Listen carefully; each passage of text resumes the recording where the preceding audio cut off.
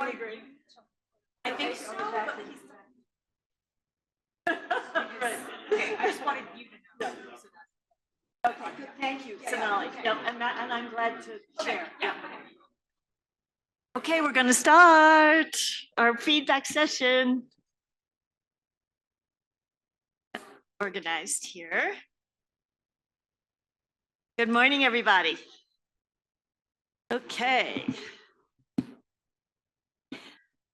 All right. If we could go to the next slide. Oh, it was going to be up.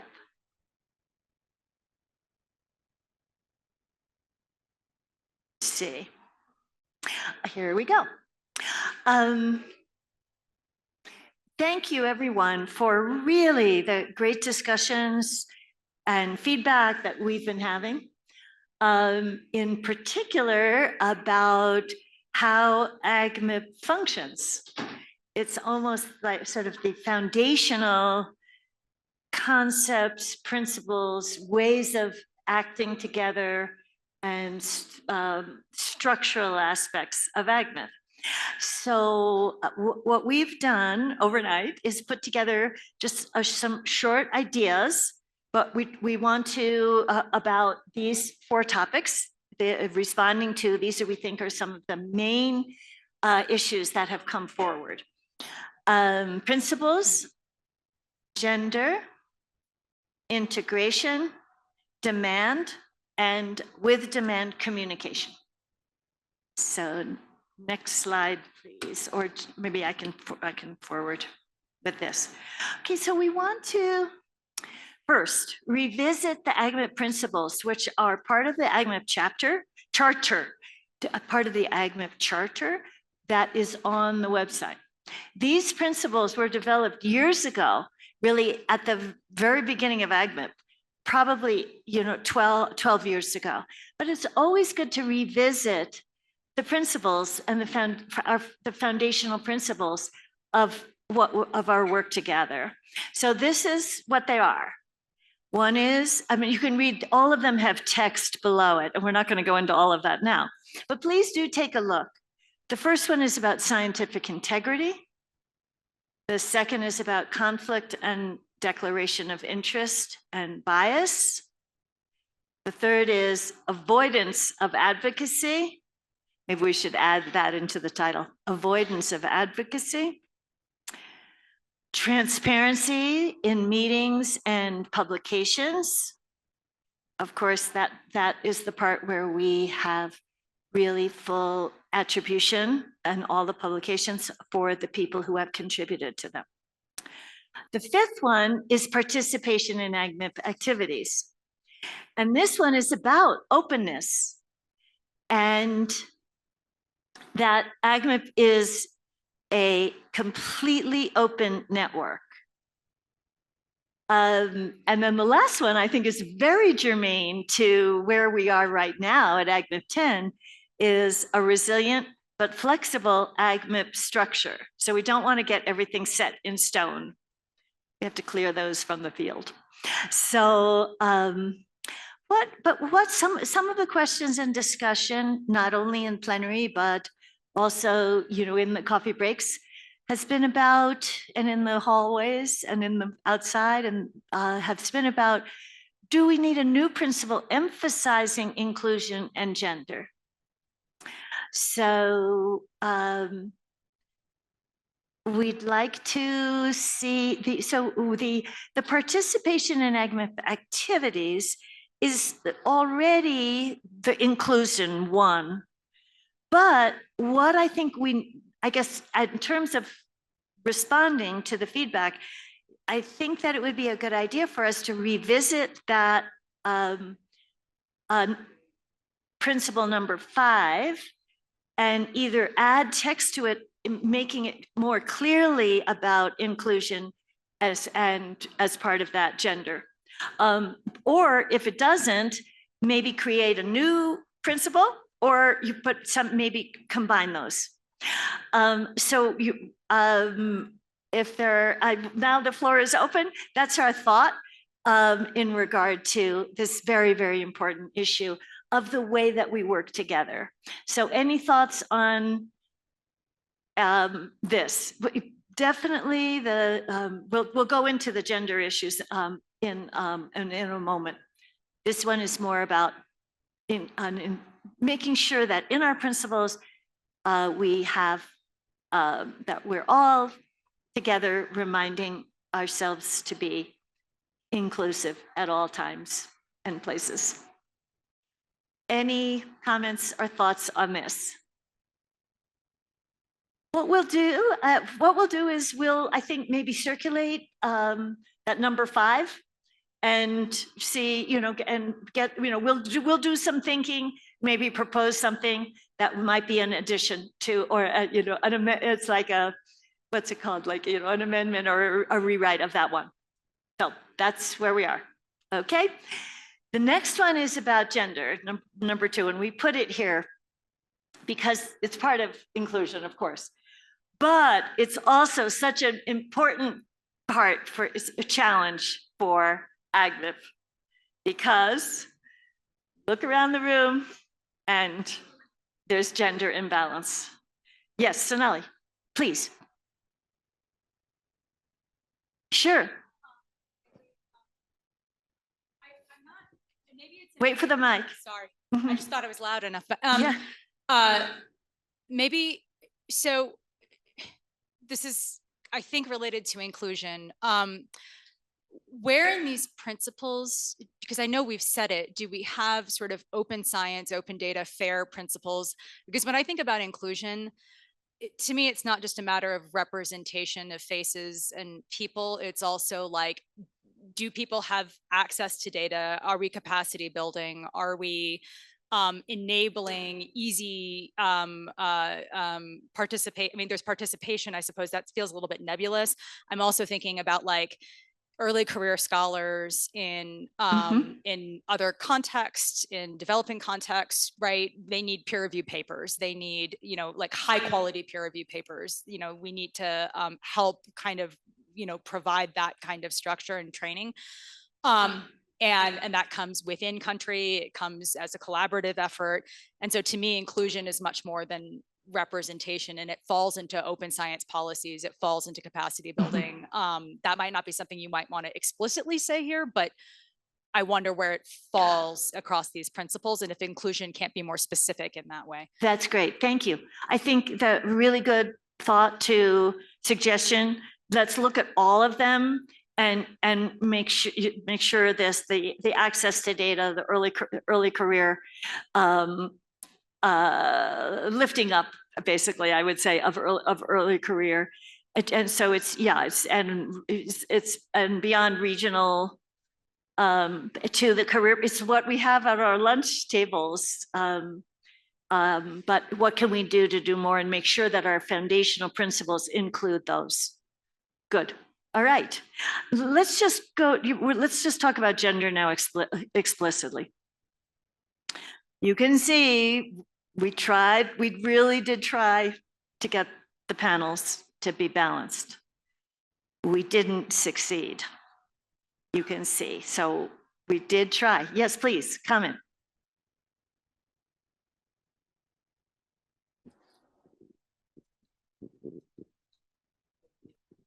Thank you. Maybe just to start the discussion, Cynthia, in our table, we just wondered whether the mix of gender here in AgMIP was reflective of STEM. So maybe talking about targets and metrics. Do we reflect STEM? Are we worse than STEM? Are we better than STEM? I mean, a great thing would be is if we were better than STEM, but if we were the same as the rest of STEM, well, maybe that's also great. And so I'd just like to offer that up. Great, thank you. Also, could you just say who you are? Thanks. My name's Andrew Smith from Australia. Wonderful, thank you. Yes, so that is a very good question, and doing some metrics on that. Worldwide STEM, well, that's, because AgMIP is a global network. So, there's country by country and there's worldwide, but definitely it's a factor. and definitely related to STEM education. I mean, there's so many factors which we could spend, the whole day on. But what we've come up with a couple of ideas that we want to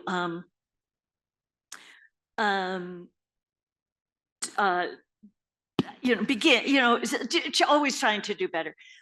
So one is when we plan AgMIP10s, we form the coordinating unit begins planning months ahead, and we form we form a science team, and with the exec comm, we all throw in we develop the themes, and then we start collecting names for the keynotes and the panels. That's how we do it. Next time, what we want to do is we want to reach out to all of the AgMIP members for suggestions, because we cover some of the universe of across the themes of people that we would like to hear from. And we would like to hear also from younger people who are just maybe starting out. There's this tendency to say, well, it's the names in the field and, the one with the most publications, right? But given some of the things that Sonali was just saying, we really need to open our horizons for the participation, not only in AgMIP and the global workshops as a whole, but in the presentations to everyone. So that was one idea. A second idea is one that we were talking with Dilys and Mansi and Heidi, although that she was preparing for her keynote.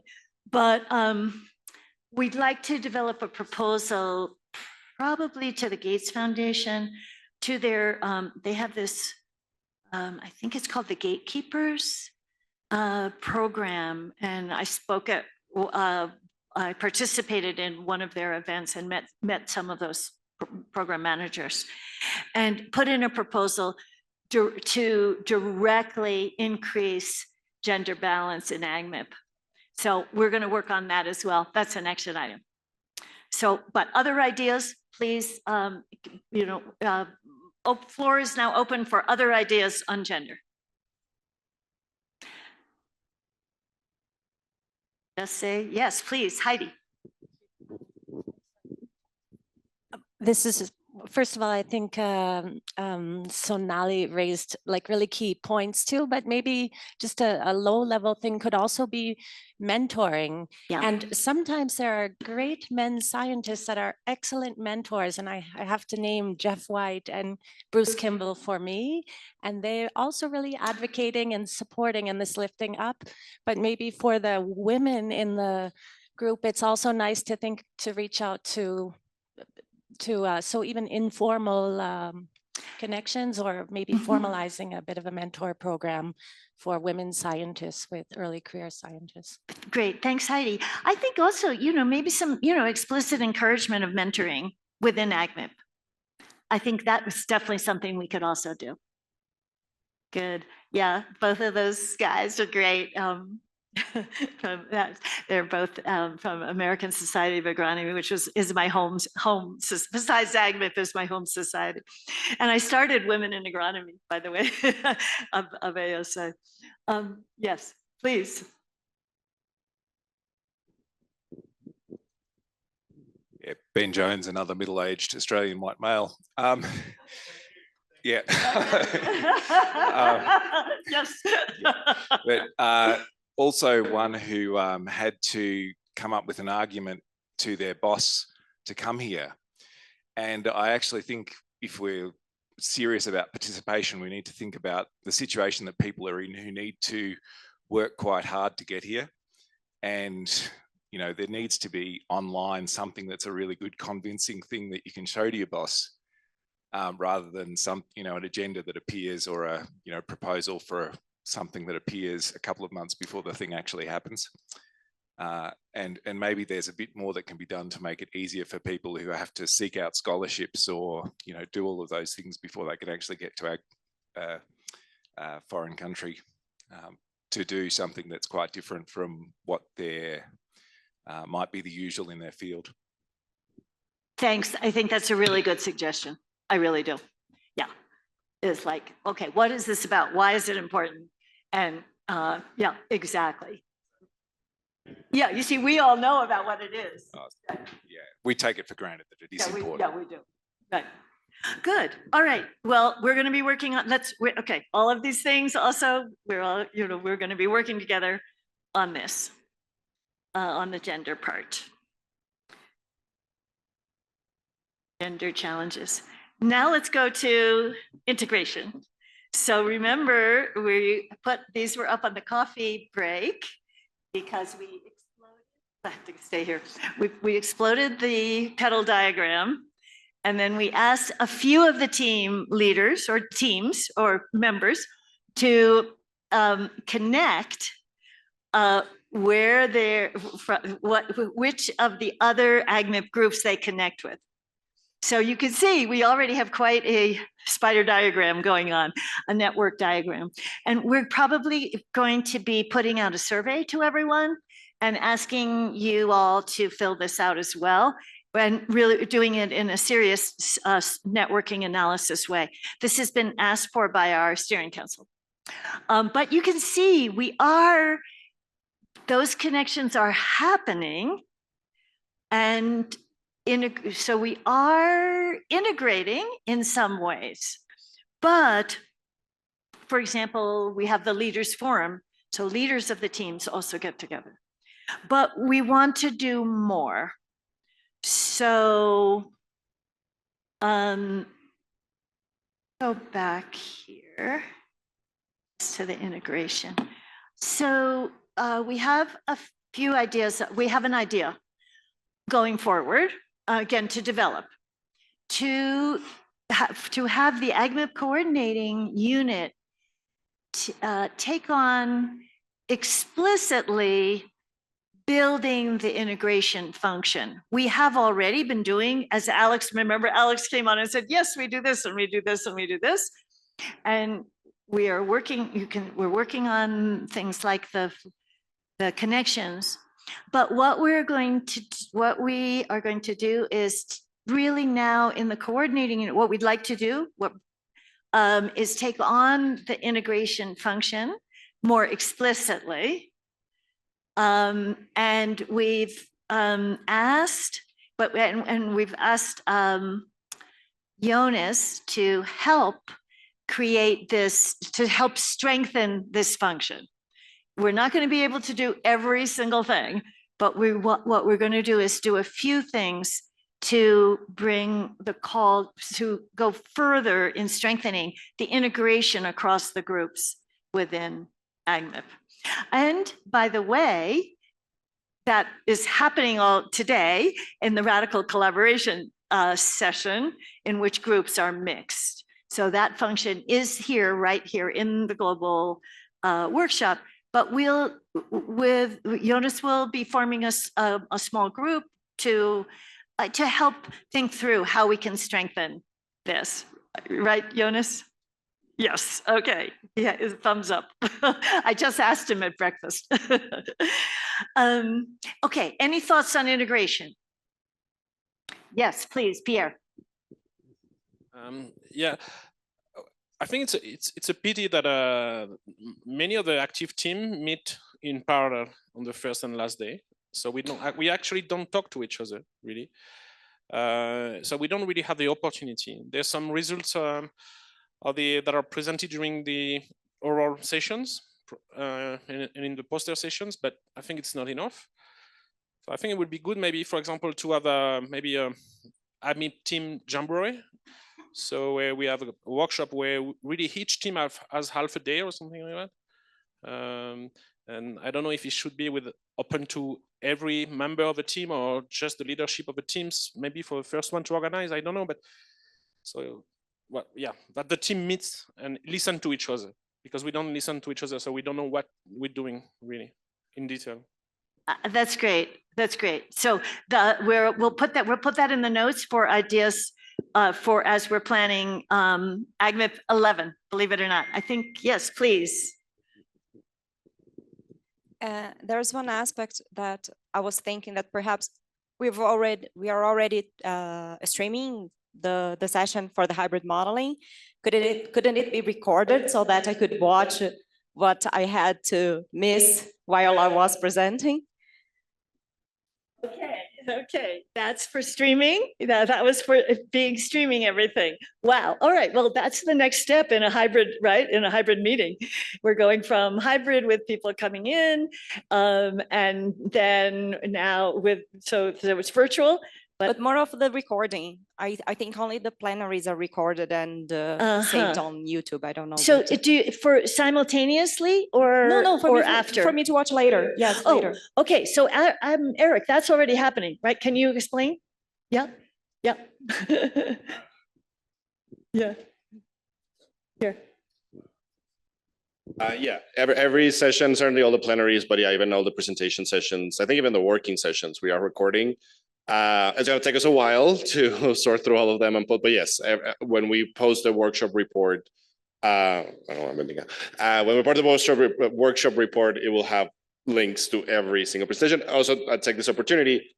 If you don't want your presentation or a part of your presentation or your slides to be posted, I know sometimes for funding reasons and things, so just let us know. We will send an email out basically asking you to opt out. If we do not hear that you don't want us to post it, we are going to post it. And we will post a PDF of the slides and the recording. And I'll take this opportunity. Alex is online with his hand up. So Alex, do you want to make your comment? Good. Great.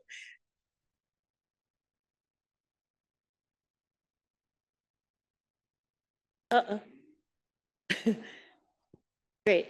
And then we have one more too.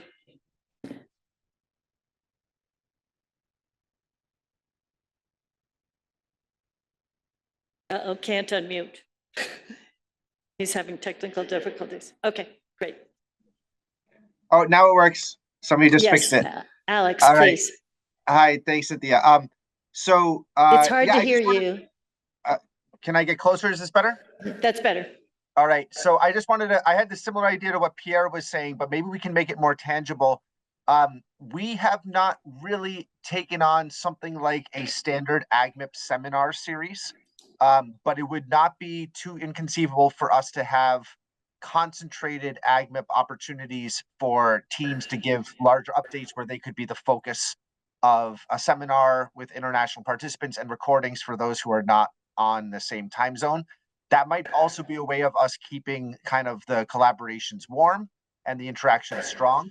To do that, we would need volunteers to give those talks, and we would need people to come so that the volunteers felt they were getting good exposure. So if there's interest in that, maybe we could consider that. And the best way would be if somebody wanted to go first to get in touch with the coordination team. Thanks. Great. And then another idea that Natalie had was to have like an AgMIP kind of Zoom jamboree halfway in between the two global workshops. That's for everybody to come and say, you know, and we'd have to see how we would do it. But again, to have more of communication across everyone. So there'll be some targeted team working together, really giving opportunities for the teams now. We can see that the teams are mature and are ready now, I think, to integrate with maybe one or more teams. I'm hearing that. I'm hearing a lot of feedback about that. So there's integration across in several different ways. Some is for AgMIP as a whole, and some are for getting the teams together to then be able to advance work together as well. Okay, let's turn to demand. So what we mean here is demand, linking to the demand side, the pull side, the policymakers, the decision makers, and the users. That has really, I think, been in a number of the plenaries from the very beginning and really also yesterday. Clearly, this is another function that we need in AgMIP.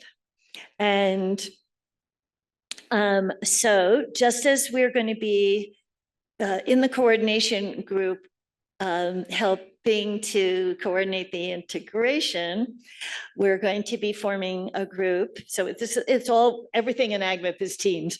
We're also going to be forming a group on this forging the pathways to the demand. And I think we might have a slide on this. Let's just see. Here are the principles. Here's the connections. And here's the pathways to the decision-making groups. This is really recalling Heidi's great keynote of yesterday. Okay, making more explicit, what are our pathways to IPCC? And of course, Eat Lancet that we're going to be hearing from Mario next is a perfect example of a demand, linking AgMIP work to the policy demands and the demands in the wider world. But there's identifying the stakeholders, that whole stakeholder analysis, farmer groups, national planning, insurance, the others. We can't probably do them all, and just figuring out, having some thought with the group. Well, which ones are we going to further develop those pathways, develop relationships? A lot of it has to do with developing relationships with those stakeholders, and a big part of this is also communication. Because it's then working to really, we have great results in AgMIP, but a lot of them are right in people's computers that are being shown at for example, the Agronomy Society. But really to really be successful in bringing the work all the way to these groups, there needs to be that step of improving the communication of the results that are relevant to the stakeholders. So in the coordinating unit, we've asked Kevin, where are you?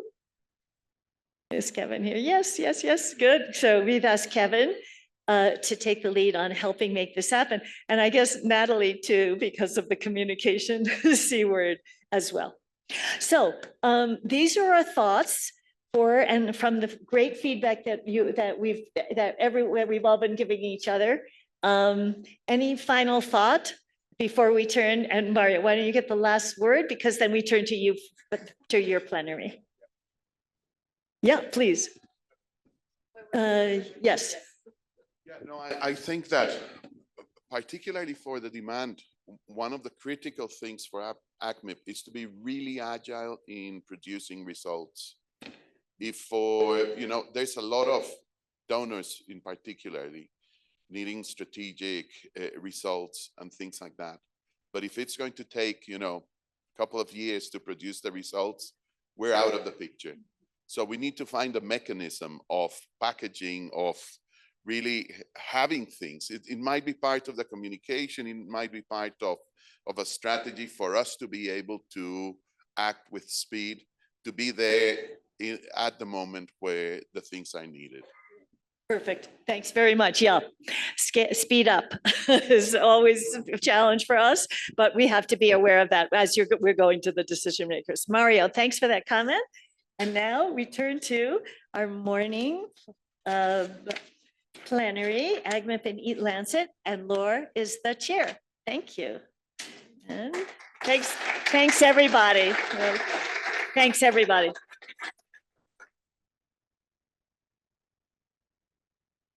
Yeah.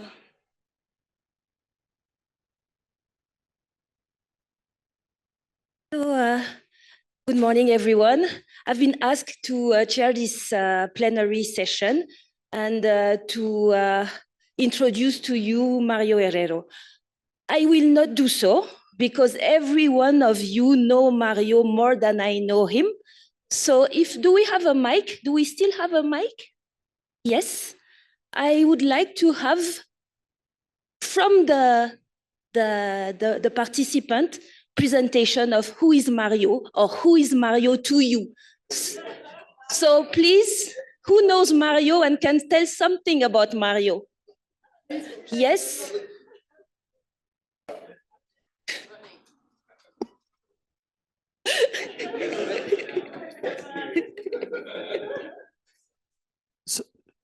well, what to say about Mario? If you want to know something about livestock, animals, ask Mario. I mean, that's the greatest source. Yes, exactly. We know Mario for Eat Lancet in the AgMIP recently. We know our Mario for Eat Lancet, but he's a livestock expert. What else on Mario? Yes? If I think of Mario, I think of a very big heart and a very big smile. Another one on Mario? Okay, so Mario first is a member of the executive committee of AgMIP. He's a professor at Cornell University, and recently he's been spearheading the Eat Lancet 2.0 initiative. I will not say more about Mario because I think that the men speak for himself. So Mario, the floor is yours to present to us Eat Lancet 2.0. Well, thanks everybody for the kind words. That was really nice, and gladly some other people didn't speak about a range of other things that can be said about me as well. But yeah, so I'm here to present on a study that we engaged probably a couple of years ago, perhaps a little bit more. It's a real AgMIP story. I was asked by Johan Rockström and Walter Willett to help with the quantification of the Eat Lancet report, the new report that came after the very important Eat Lancet one report that was one of the 10 most cited papers of 2019. It now has like 11,000 citations, and it's actually shaped policy agendas very significantly. And of course, the whole point was that they didn't want to use an input-output model, but wanted to make use of a lot of the incredibly good modeling skills out there in the world for quantifying uncertainties, for really looking at a range of other things that the Eat Lancet needed to engage in. And honestly, there's only one place where we can actually do that, and it is in the AgMIP Global Economic Modeling team. And honestly, this is work that Herman and Dominique and others have been spearing for a very, very long time. Building already the protocols for allowing any new study to really take advantage of what has been done before, and then really start to contribute to new initiatives. Again, a lot faster than what would have been possible in any other way. So we took on, oh, hang on. That's what is. Use the click. This clicker, you mean?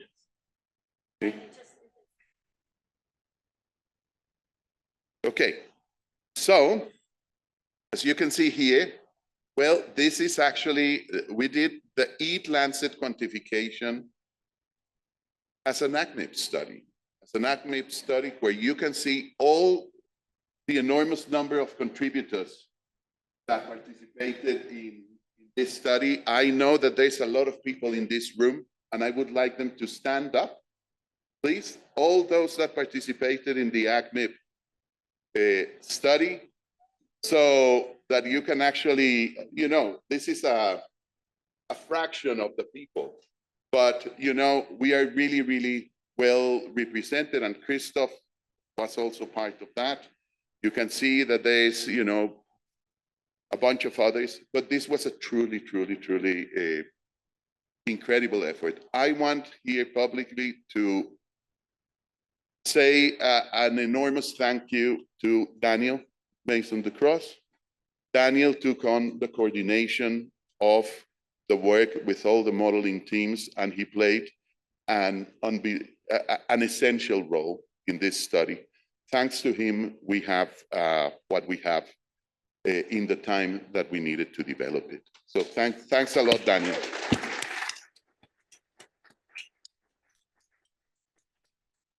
Credit where it's due. So, okay, hang on, I need to do this. This is not working as effectively as I wanted. Okay, so what's the Eat Lancet study? Everybody remembers the Eat Lancet study as a diet study. What would happen if the world ate a healthy diet? Well, in reality, it's not, you know. The Eat Lancet study is a study about diets, about the need for increasing productivity, and for reducing food loss and waste. In the original study, only when we implemented those three strategies, we managed to be within the planetary boundaries, here and there within some of the planetary boundaries.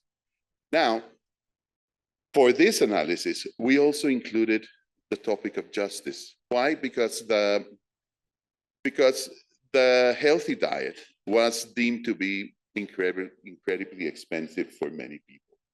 So it was about, well, trying to identify, you know, how we can actually provide diets, healthy diets for all. And this needed, obviously, a different set of modeling skills to be able to deal with affordability, with the cost of the diet, and a range of other things.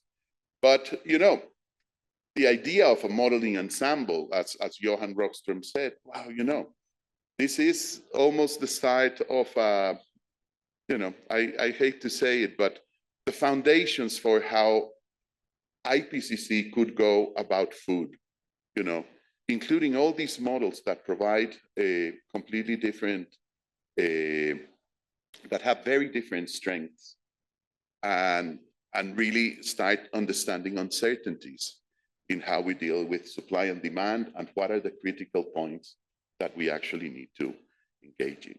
And obviously, and sadly as well, one of the things that we didn't do in the study was, well, how do you get there? How do you make people eat different things?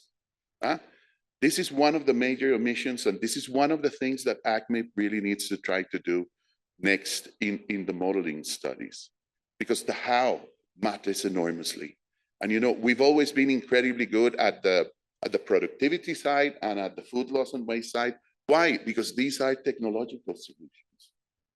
But changing diets is about behavior.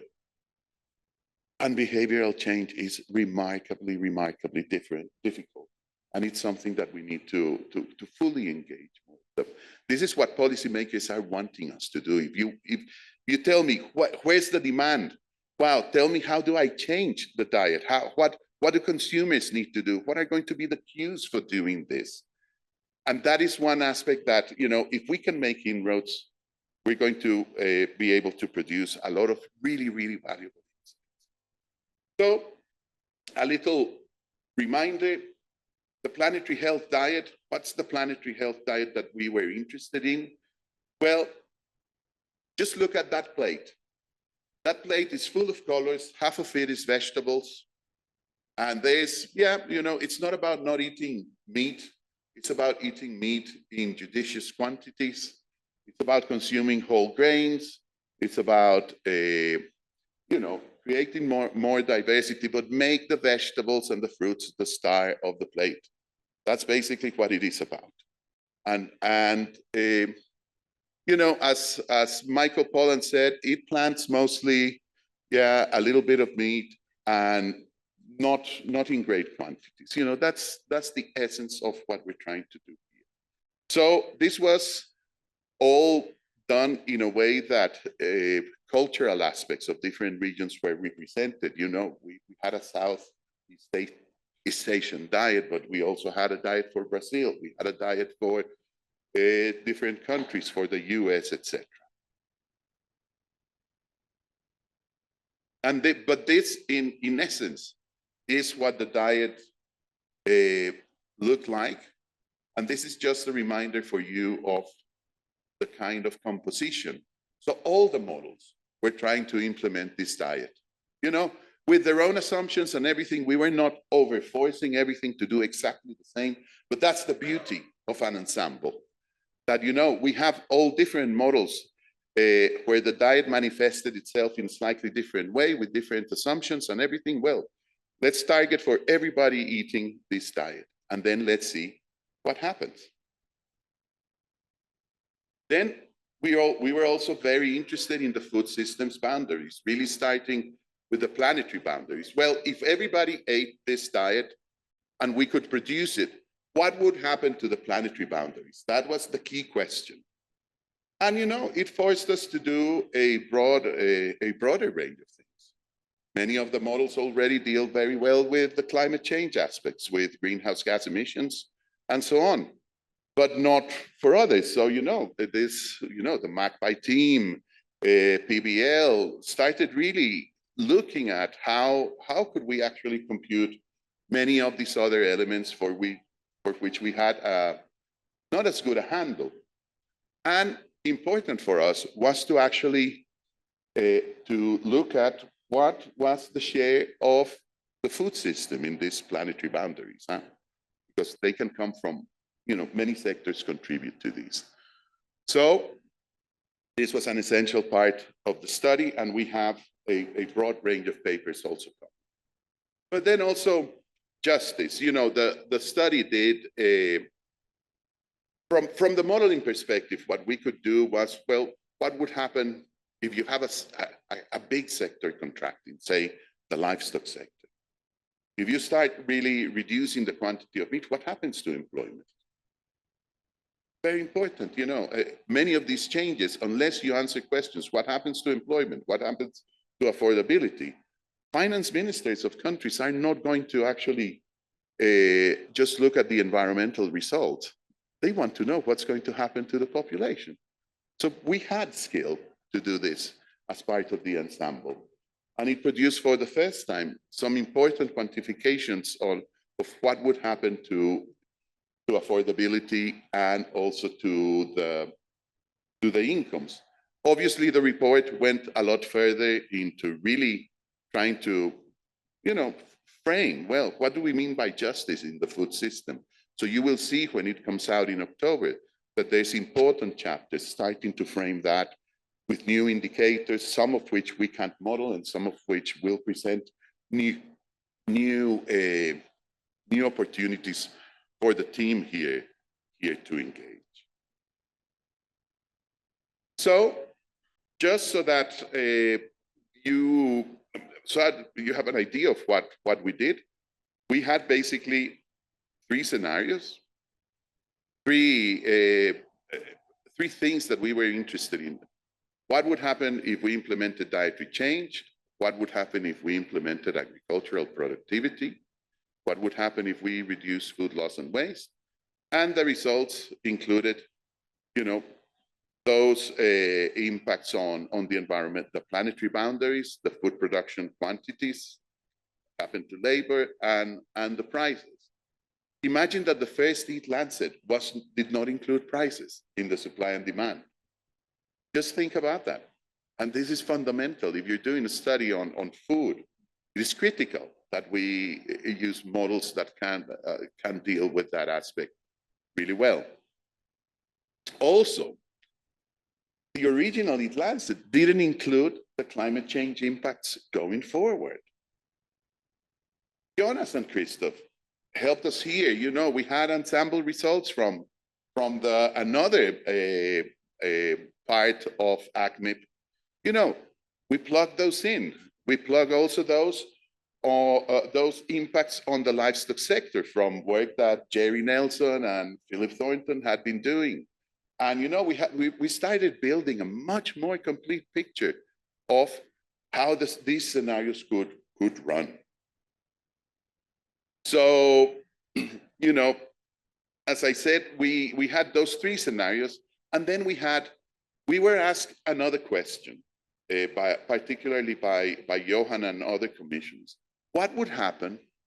I mean, can the food system really deliver more mitigation if we wanted?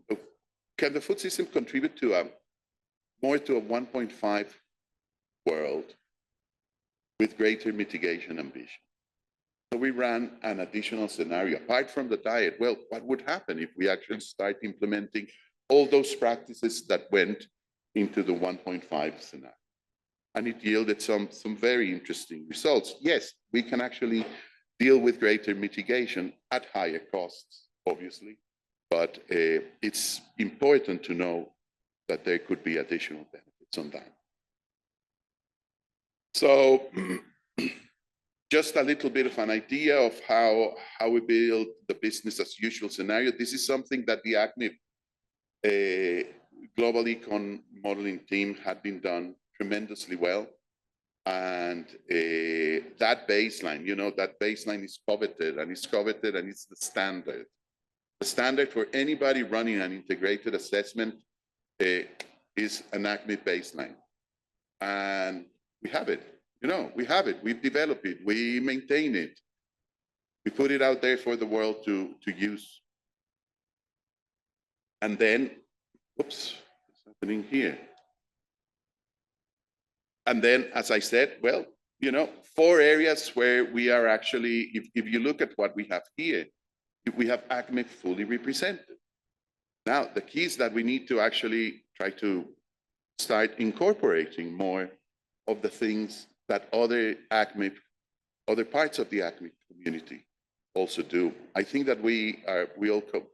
The increased productivity has been an enormous focus, but we've heard papers now about, the reduced food loss and waste. We have mitigation working groups that now, now that we have this new infrastructure, we can really start testing new mitigation strategies, specific mitigation strategies. Yeah.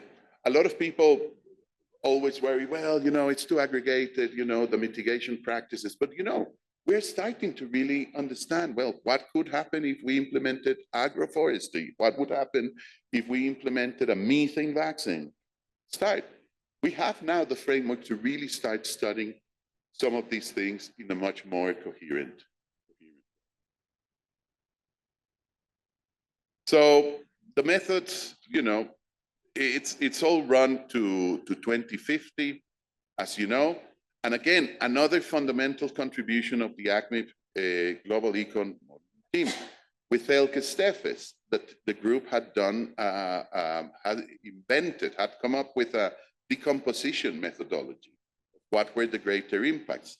This was implemented here as part of the Eat Lancet to really look at the differential impacts of diet, increasing productivity, and food loss and waste, plus the 3 used. And and it's very interesting because the integration of those 3 things simultaneously adds enormous additional benefits than just implementing a change in the diet or in productivity and this is a fundamental message for policymakers from the study that we need these bundles, and these bundles applied consistently across the world. In some places, it's going to be less of a, it's going to be a little bit more diet, a little bit less productivity increases because perhaps we're doing already really well on that. But it's this mix. And how much is this mix going to cost for different countries and for different regions? Those are additional questions that we're very interested in engaging so that we can start moving towards the implementation of these results. So some of the outputs that we did, AgMIP is going to get a bunch of really cool outputs. We have, apart from the report, 3 major papers in Nature, Science, and the Lancet Planetary Health, where we are actually discussing the global results with everybody as an author, etc. But on top of that, we did a series of deep dives. And these deep dives was individual models that had particular skills for dealing with a particular topic, engaged and produced their own paper. So for example, we have here Magpie. In fact, we have the first paper accepted by Felicitas Bayer, and it's a Magpie paper, it's a Potsdam paper on the consequences of the food systems transformation for planetary boundaries. We are expecting another image paper on a similar topic. But we have Wageningen working on food loss and waste. Maxim also and Alessandro Gatto with Envisage working on food loss and waste. We have the magnet and the impact model. All the individual models will contribute to this special issue, which is now in the making and which will be released in October. So, this year we are expecting a good 10 papers, all in incredible journals for, AgMIP outputs. So, I could go into, for me, the most important thing was to tell you a little bit about the process. The outputs, yes, diets are going to be fundamental to be changed if we want to get to the planetary boundaries. But, but productivity is also as essential. We can actually produce all the food that we need and have cheap, affordable diets, because income growth will be faster than the changes in prices. And this will lead to a smaller food system, but probably more interconnected, and one that will actually lead to prosperity for humans and for ecosystems. So more just as well. So let me stop here because I want people to ask me questions about this. So thank you very much.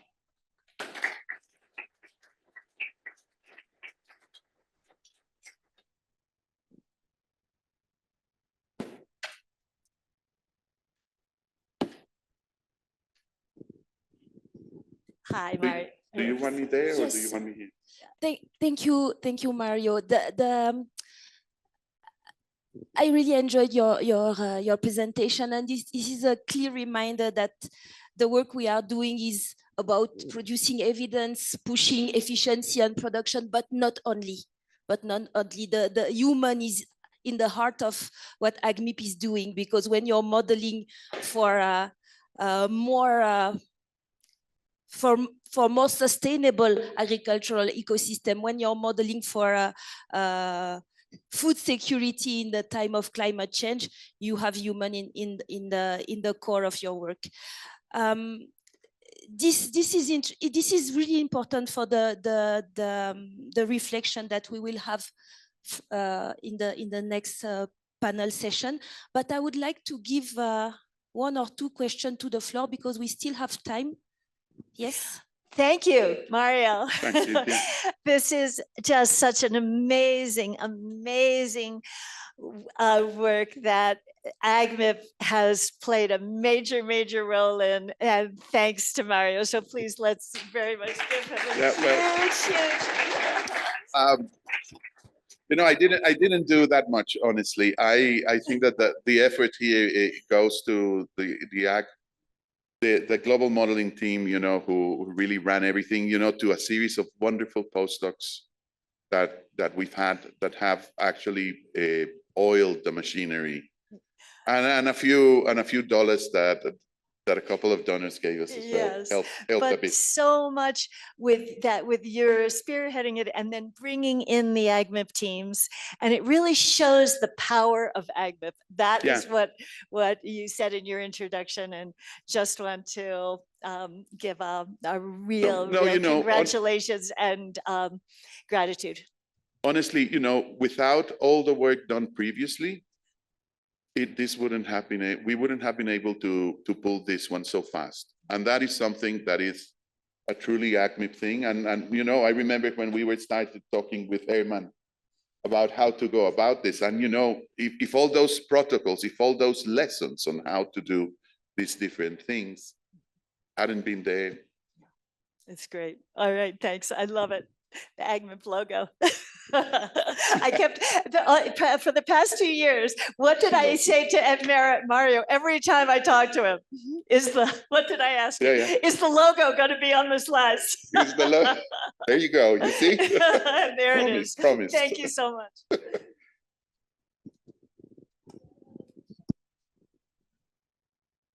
Or if Also, if Daniel or Herman or Ignacio or anybody from the team want to comment or add, Yeah.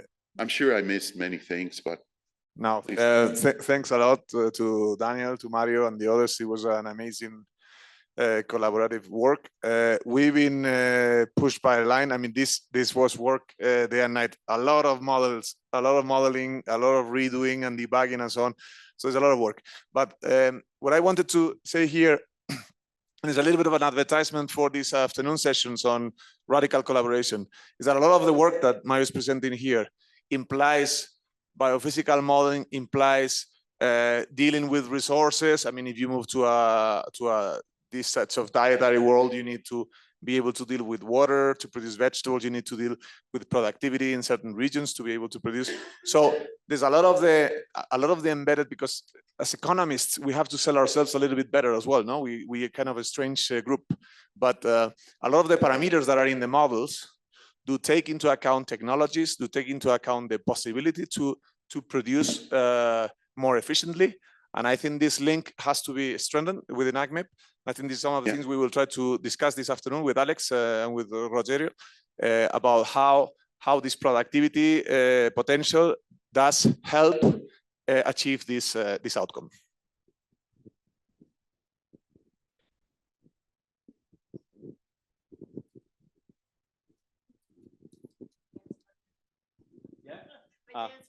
there you go. Yeah, great, Mario. I mean, you're doing great work here. I'm a fan of the dataset work. I've done some studies on the implementation of the dataset diet in Mexico, in Jordan, in Vietnam. And then based on those experiences working in Wageningen with the magnet model, I know the power of stakeholder engagement when you try to disseminate results. And I know there is the idea of expanding this more to the regional side, doing deep dives in the regions. Is it an idea or maybe a suggestion to try to engage with stakeholders and try to make it this somewhat participatory to increase the level of engagement, trust, and dissemination of the Lancet work? Yeah, that's a great point. You know, this is a fundamental next step. You know, the stakeholder engagement is essential. We already started working with some sectors. Daniel and I went to Chicago to talk to the Global Dairy Platform to start really seeing, well, you know, how can the dairy sector start responding or internalizing some of these results in their future planning for where the sector wants to go and so on. And what emerges is, you know, that the sectors are very interested in also using the framework that we have, doing additional scenarios, doing additional work. And this is something that will definitely be coming in the coming years. I mean, we're not stopping here. This is just the start of a great set of additional pieces that we can actually weave into more for stakeholders, you know, and this engagement that you're mentioning is critical, you know, for the adequate communication of the products and for people to really start using the vast amount of data from the data cubes that we have here. But it's not just putting a paper out. It's really engaging, and people need to understand there has to be sensitization. There has to be really understanding of the values that we were coming with, what were the assumptions, what were all the things for people to really be able to put it in the right context, you know. There's a lot of work to be done on that. Sorry, Law.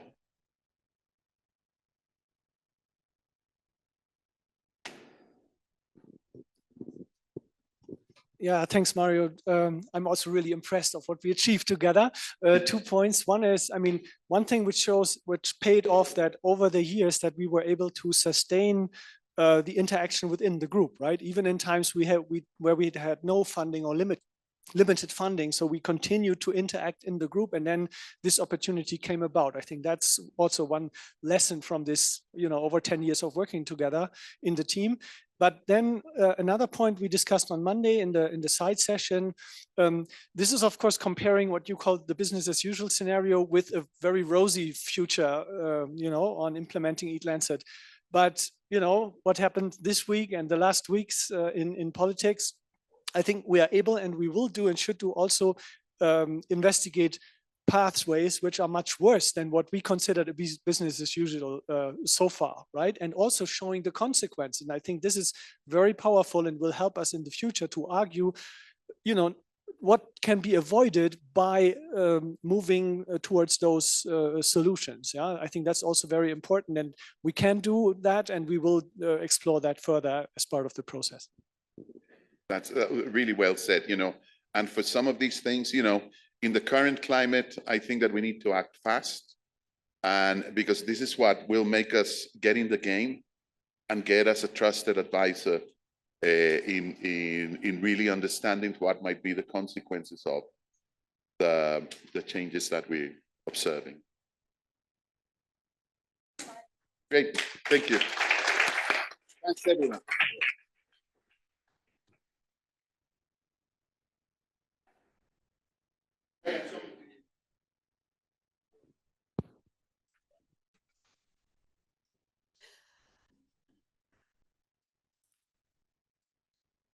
So we now are together to engage for the next session on, remind me the title of the session, I don't have the notes here.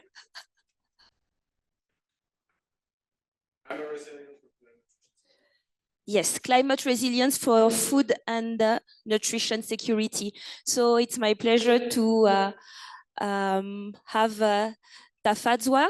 Tafadzwa, are you here? Yes, Wimbai, Pierre, and Kevin for this session. Yes. Mm-hmm. Yeah. And Tafadzwa will give us a keynote to start this session. Tafadzwa, you're a globally recognized researcher, boundary spanner, and a science advocate working on complex water, energy, food, environmental system at the interface of science, policy, and society. Tafadzwa is a professor of climate change, food system, and health at the London School of Hygiene and Tropical Medicine and director of the Institute for Natural Resources in South Africa. In addition, he's also the lead Water, Energy, Food, and Environment Nexus at the United Nations University Institute for Water, Environment, and Health. And Tafadzwa will give us a keynote on his take on climate resilience for food security and nutrition. Do you want us to move from here so that you can see better? You have 15 minutes.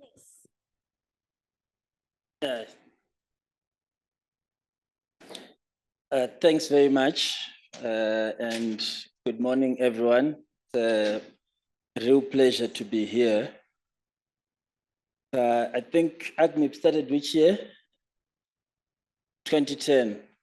Yeah, I was studying my PhD then. And I do remember back then getting an email about AgMIP and getting very excited. Over the years, it just never aligned to allow me to attend. So I'm really excited that this year I could make it. So I'm going to talk about some of the work that we've done, rather that we are doing. And like most of you, the work is located within a food systems dimension, and mostly focusing on sub-Saharan Africa, Southern Africa. And the work that I will talk about today is work that we've been doing in South Africa in particular. And we've been trying to respond to this challenge of how do we sustainably increase food production, but also looking more closely at the local context. So in South Africa, we've got national food security, but increasing household food insecurity and malnutrition. So how do we address that? There is massive environmental degradation and biodiversity loss. So trying to address those challenges together. And as I managed to say, we've been trying to find a way of how do we do this in a balanced and systematic way, and in a way that is going to be inclusive and equitable. And more recently, over the years, taking a food systems and planetary health perspective in terms of understanding that food is not just a commodity, but also a foundation of human and planetary health. And it is catalytic to several other outcomes that are desirable. Hence, it is always a priority, especially in developmental countries. And sometimes it being a priority leads to significant challenges elsewhere, because a lot of decisions that are usually taken in the food system space, because of it being a priority, end up having unintended consequences on other interlinked sectors such as water and environmental systems. What has informed our vision throughout these years, our vision has been really to come up with a fit for purpose, sustainable African food system that is based on locally available resources and also reflects the people's heritage, celebrates Africa's heritage, culture, and dignity, and that involves African farmers from the bottom up. So that's been the driving vision. What have we been doing about it, other than attending conferences like this? When we're not attending conferences and looking for money, we have been thinking of solutions around how do we diversify the food system and supply chains, and how do we really leverage the different sets of expertise that we have to come up with solutions that are not only sustainable, but that are responsible and that we can deploy fast enough to get the sort of outcomes that we want. So diversification is very important because we need to think in terms of core benefits. What else can we get out of the food system? It's not just about food as a commodity, as I mentioned earlier on. It's also about human and planetary health. So we've been looking at it. I work a lot on underutilized crops. They are now being called opportunity crops, but it's one and the same thing. So we've been looking at them and their potential under climate change, where they can contribute. And our research has identified that beyond just contributing in terms of food, there are positive spin-offs for climate and health, for the environment, and also socioeconomics, especially in terms of the possibility to create new value chains. And if done responsibly so, they can be inclusive and equitable based on lessons that we've learned from things going wrong elsewhere. So again, unpacking that further, we tested the theory that these crops have multiple benefits, see whether actually they do have those multiple benefits. So we were able to map systematically the range of ecosystem services that these crops can provide across provisioning, regulating, habitat and support. And they do provide a range of ecosystem services, and those link to several sustainable development goals and outputs. So it was just to test the theory that, all this alabalu is there actually some evidence beyond it. So we found some very strong evidence mapping those benefits.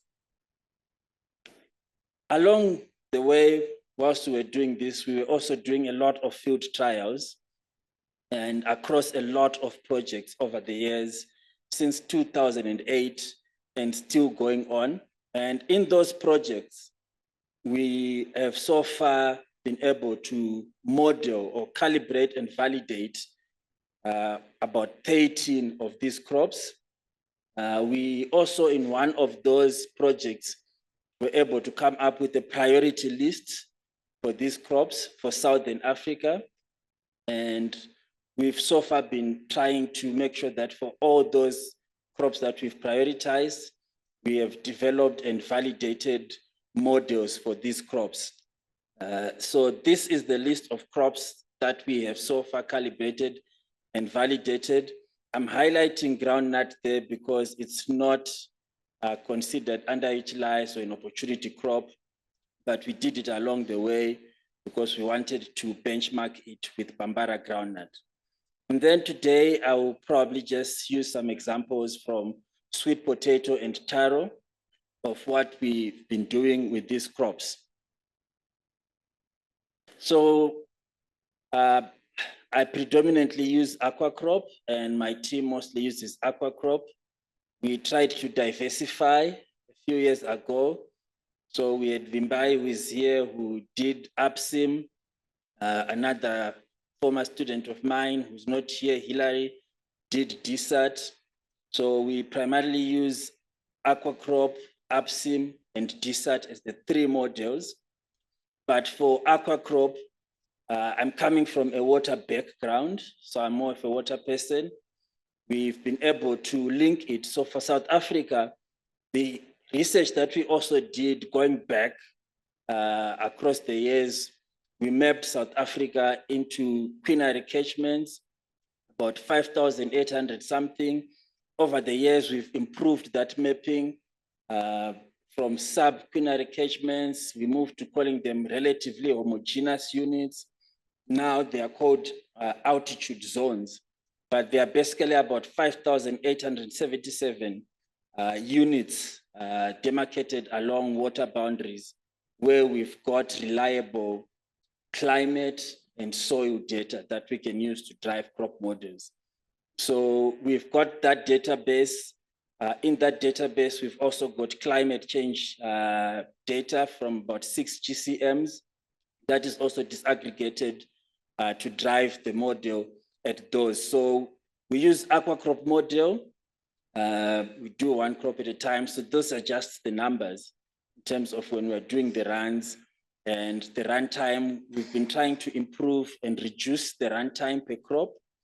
Currently, we've gone down to 2 days. Hopefully it will go down much further if they are clever programmers. I'm not a programmer. I'm a crop scientist by training. But we are trying to improve the runtime. So that's the setup that we've got. And what we've done so far, we've been able to, through this crop modeling based approach, we've been able to do suitability maps for the range of crops that we have. So we've mapped the suitability based on yields of those crops, not using the multi-criteria decision analysis, but more a crop modeling based approach. And then also what we've done is to then take, after we've done the suitability analysis, look at the data and look at what we call risk of crop failure, which is the number of times a crop might fail in a particular environment, with crop failure being a yield of 0, and then refined the maps based on risk of crop failure to come up with suitability areas categorized as S1, S2, and S3. So S1 is highly suitable, and there the risk of crop failure is very, very low. So beyond just yield suitability, we've also mapped along those lines. So that's the risk of crop failure that I was talking about, and also looking at yield across the years. So I'm just sharing the baseline data. We've got this data, similar data for climate change scenarios going up to 2100. And I think Tony shared some of those climate change scenarios yesterday. We've again looked at crop water productivity, mapping the whole of South Africa using a similar approach, trying to identify regions where we will get the most gains per unit of water. And mostly the interest is to try and fit these crops within dryland areas and marginal areas that we know are at risk of water scarcity, and also seeing how they'll perform under climate change. And we've been also advancing by looking at nutritional water productivity and seeing how in those environments, these crops would be able to address nutrition. So we're trying to find out whether these crops not only perform well in marginal areas, but if they also provide better nutrition and can address nutrition gaps within marginal environments. We are currently working on a database. So we've done the modeling and all of that. We are now trying to come up with a database. That's the current work that we are doing, which should be able to run automatically, not just under long-term scenarios, but also operationally using short-term and seasonal forecasts so that we can give farmers some agro advisory on a seasonal basis and during the season. So that's ongoing. We've also worked on an interactive map so that farmers can just go and click on the map of South Africa and find out based on where they are, which crops they can grow and what the yields would be, and also nutritional values and so forth. So that's just the integration work that we are doing. And we then take this beyond just the modeling because we work with communities. And we try to also go into these communities and assess their nutritional status, dietary intake, and all of those things, so that we are not just responding from a crop perspective, but we are also linking it to diets and nutrition and what people are consuming, and not just diversifying on the field, but diversifying the plate as well. So again, we do a lot of peer-to-peer, so that for these crops that we are suggesting and promoting, we also have farmers' days with farmers where they cook these crops, they do recipes together, exchange knowledge. We're trying to revive knowledge of the utilization of these crops so that they really become reintroduced. And yes, people have to make money along the way. So we have been working with retail outlets to create markets so that they can earn an income from it and be able to sustain themselves. So beyond just the modeling work that we are doing and trying to fit these crops within particular environments, we are also trying to look at the socioeconomics and sustainability of it. Now, I've got 2 minutes left, and this is where I wanted to end, to say the frontier where it is in terms of how far do you progress the modeling. Because in modeling, we start off with data, as I mentioned. We've got a database, we've got climate data, soils data. That is meaningless to anyone. It might excite me and you, but to everyone else, it does not make any sense. When we do our modeling, we get information, which are those maps that I shared with you. That is information. But information without context is also meaningless. It is not useful to anyone. It's just information. So we have to package and translate that information with context. That is the understanding of the places where we are trying to effect change. When we translate the information based on context, we have what we call knowledge. Those become knowledge products. But knowledge on its own is useless unless you can apply it and get the desired outcome. And when you can apply knowledge, then we say you are wise. You've got wisdom. So a lot of us may live life and never attain the state of wisdom. We know a lot, but we don't apply much in life. That's the truth of it. You know? So we have to go further to then translate those knowledge products, working with different stakeholders to ensure uptake and application so that that knowledge becomes wisdom. And those are the last slides where I was sharing farmers cooking these crops, exchanging knowledge on recipes and so forth. So when we get to that stage where there is uptake and application, then it's wisdom. So the frontier really is in terms of how far do we progress with what we do. People talk now about the science policy practice interface. That is essentially the science policy practice interface. Science is into data and information. Policy and practice is into knowledge and wisdom. So how do we move forward? We move forward through partnerships. One of the things that we have done to ourselves as modelers is when modeling started, it was interdisciplinary because it pulled in people from crop, from soil, hydrology, and so many other disciplines. Over time, we then created a discipline for ourselves and then created a silo for ourselves as modelers. And we then lost the benefits of the interdisciplinarity. And along the way, we got excited with the data and number crunching.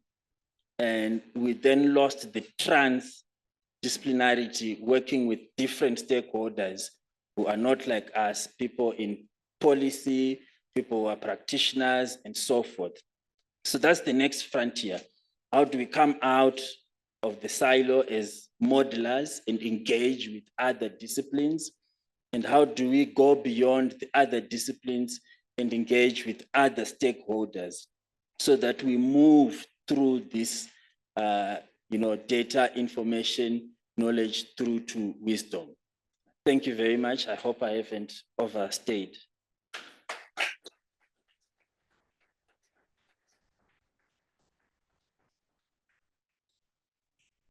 Thank you, Tafadzwa.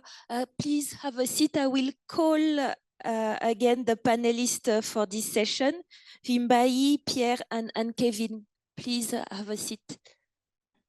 Mario, let's go.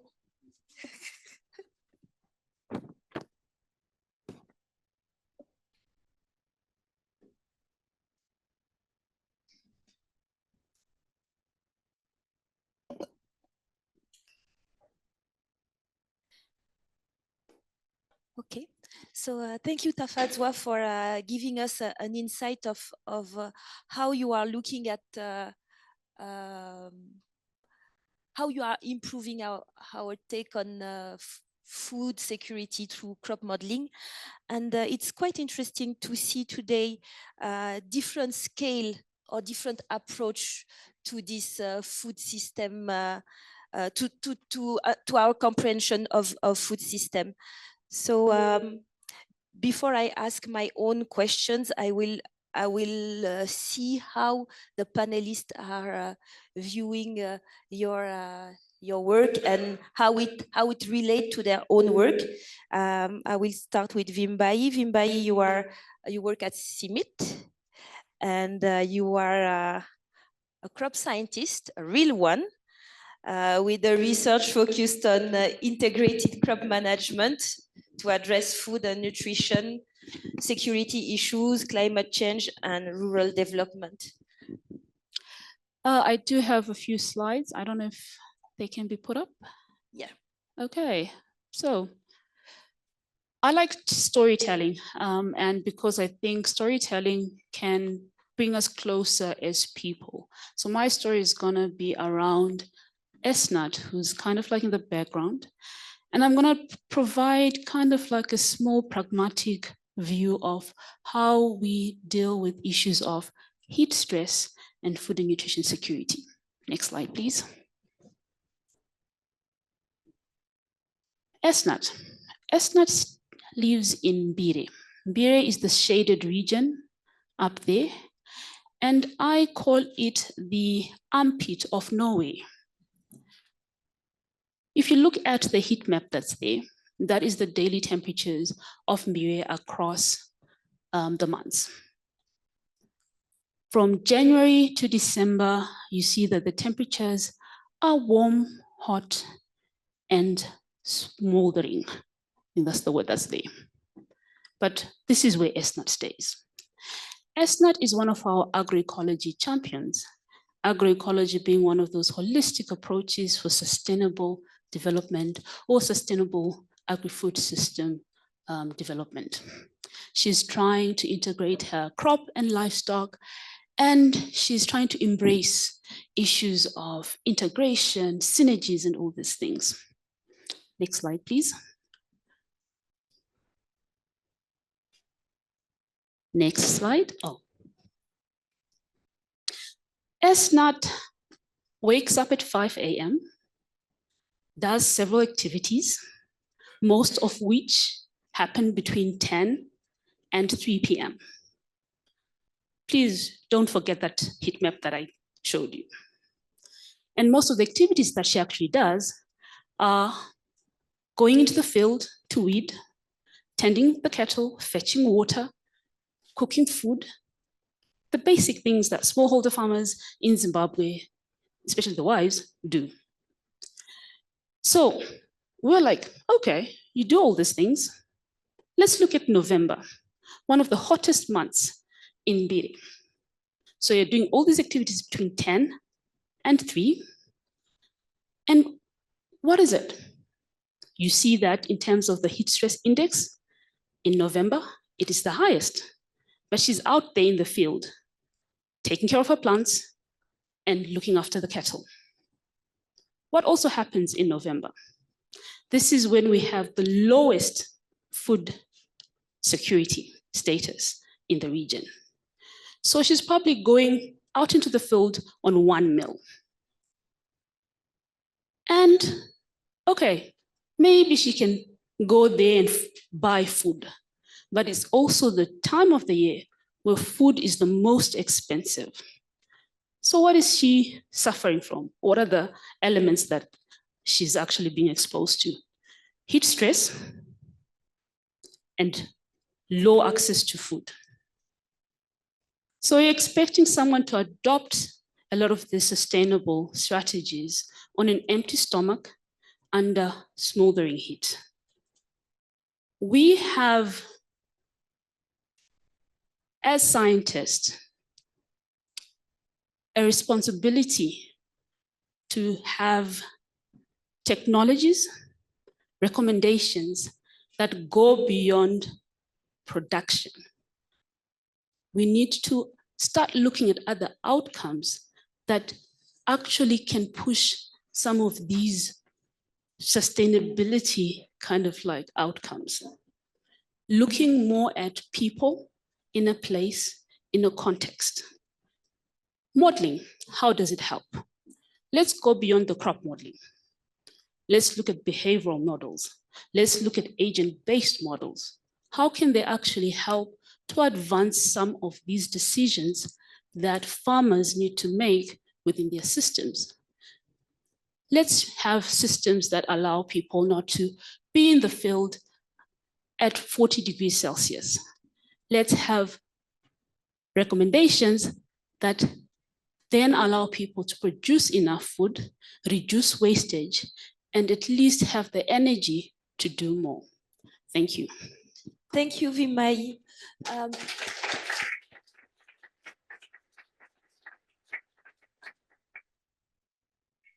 You are really putting back the focus to the human. That's what I was telling about at the beginning of this session. How as modeler we can make sure that the work we are doing is also encompassing the human aspect. Pierre, you are a research director at INRAE in France, and your research focus on cereal adaptation to climate change.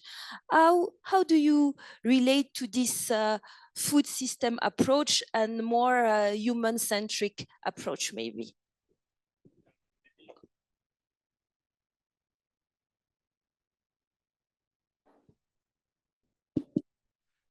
Yeah, maybe more on the food aspect and the nutrition aspect of the food, more on the nutrition of the crop and need for nutrients.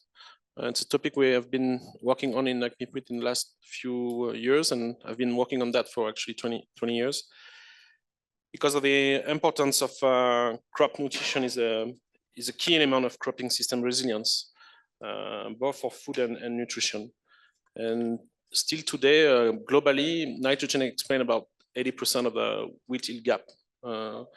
So if we really want to, I mean, the solution will be, it seems to be easy, just increase, put more nutrients to the crop, but of course it's much more complicated than that. And when we all know that fertilizer production has a huge cost in terms of energy and carbon, and it's also when it's not well managed, major source of greenhouse gas emission and also of pollution in the environment and risk of eutrophication of the environment. There's some several places in the world that are suffering of this type of eutrophication of ecosystem. And it's not only nitrogen, some other nutrients are important for the crop, but also for human nutrition, like phosphorus, for example, which is also a non-renewable resource. And the availability of nitrogen remain a major issue, especially in developing countries. But it can also be in developed country. We have seen that recently with the war in Ukraine, for example, when the price of nitrogen fertilizer have increased by a factor of 4, at least in a few months. And then farmers started to take decision on the use of nitrogen and privilege some crop or others. So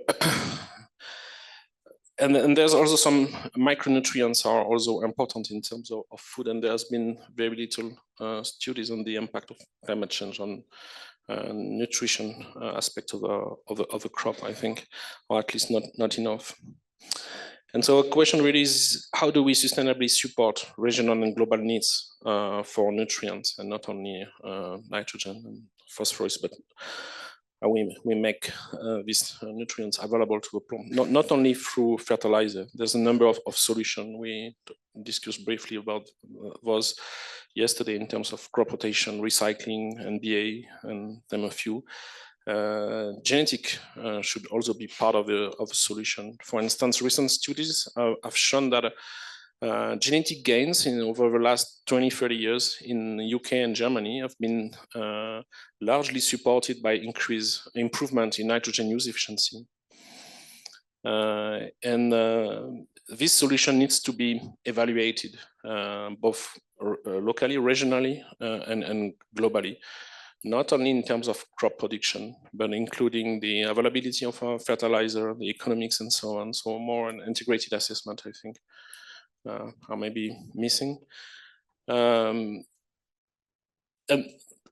in terms of modeling, I mean, most crop models consider nitrogen fluxes in the soil, in the plants, but very few consider other nutrients. Some consider phosphorus, even less consider potassium or sulfur, very, very few. And I don't know any that consider micronutrient like iron. And iron, for example, in some part of the world, especially in Asia, South Asia, is really important in terms of nutrition and malnutrition. So there's a number of complex interactions between the climate and nutrition of a plant. For example, we know that for some crops, nitrogen uptake is partly inhibited under elevated CO2, or at least decreased, down-regulated. We also know that high sulfur content in the tissue of the plants is associated to heat tolerance, because many of the heat shock proteins are rich in sulfur. So under sulfur deficiency, you have less heat shock protein accumulated in the plant. This protein rich in sulfur and cysteine are also nutritionally important, by the way. So really the question, I think, is how do we consider all these nutrients in our approach, in our modeling approach on climate change adaptation and mitigation? Developing models for all of these nutrients is probably not a good, not a way forward in short term, at least. It would take too long. So how should we do? A stoichiometric approach may be enough. We know there's strong stoichiometry between some of the elements. So that's another thing. How do we integrate nutrients in our assessment at the moment? There's maybe cheap solutions that are better than nothing. Yeah.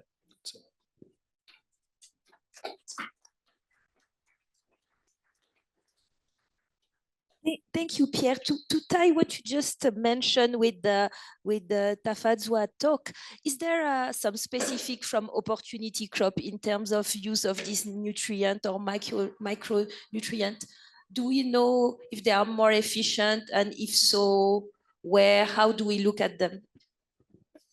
Yes, for sure. We know that diversification of the vegetable proteins, I mean plant protein, is required. You cannot. Legumes are deficient in some amino acids and cereals as well, so you need to complement each other. The role of legumes is very important, both in terms of nutritious and protein with high protein content crops, but also in terms of nutrition during the crop rotation. And some of them have been shown in your presentation. Thank you, Pierre. To you, Kevin. Kevin, you're a senior researcher at the Center for Climate System Research at Columbia University, co-located at the NASA Goddard Institute for Space Studies, and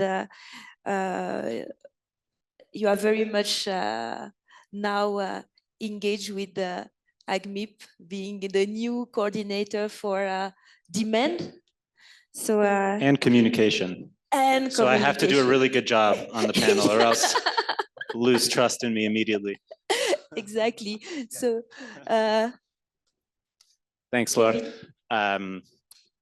Just wanted to say that Tofadzo, your presentation was fantastic and already covered a lot of what I was going to address. So I'm going to try to add where I can and maybe tell a story along the way. So we also have done some recent work at AgMIP. And by we, I mean Dilys McCarthy, who's in the room, and also Roberto Valdivia, and led by Cynthia, on assessing the potential of opportunity crops to support a more climate resilient food system in the future.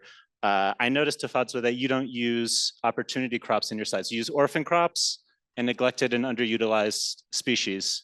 Are you ready to use the word opportunity crops? I'm waiting to be convinced. Okay. Just for the record, it was Lindiwe Sabanda who came up with the name. So, you know, all the credit, and if you don't like it, it's also her fault.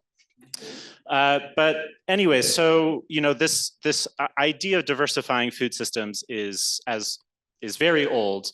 We're trying to put new branding on it and put more scientific rigor into prioritizing these crops. But there's a reason that these crops have not been, you know, adopted highly, and you know, some of them can be improved, and some of them have some agronomic traits that, you know, if we could just improve one or two key traits, we could really unlock the potential of these crops. And others are going to take a longer period of time to do it. And so on this slide, you'll see some crops that we, through our stakeholder engagement process, highlighted for sub-Saharan Africa as being at least worth an initial comparison. They already had enough value to the system. Stakeholders were interested in these crops and wanted to compare them for their climate resilience in the future. And we wanted to do this with crops across the food basket. So you'll see these different colors represent cereals, legumes, roots and tubers, nuts and oilseeds, fruits and vegetables. The idea being that more diversified food production systems will enable more diversified diets. We want dietary diversity at the end of the day. And so we used a number of indicators to assess these different crops. And I'm highlighting just a couple here. So in the kind of biophysical dimension, you know, we looked at their current yield essentially, and compared that to their projected yield change under climate change. This was really kind of what's their climate resilient yield potential.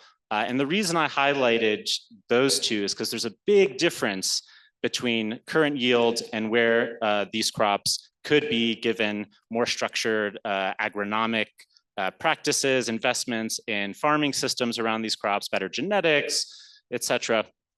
And that transition between where crops are now and where we want them to be is crucial and very challenging. And I'm going to tell a quick story about that afterwards. And then on the, you know, we wanted to have a more holistic approach. So we also, of course, need to look at some of the economic indicators. Do consumers like these crops? Are they palatable? Are they tasty? Are they difficult to process? what is their value chain potential? Do they have significant processing potential? Maybe entrepreneurs could make new products that could unlock the potential of these crops for consumers. What is their cultural significance? Mario, you brought this up in Eat Lancet. This was a big criticism of the first one, which you addressed, is we have some, you can't just tell people what to eat in different parts of the world. If it's not culturally palatable, it's not gonna work. And that's very hard to change.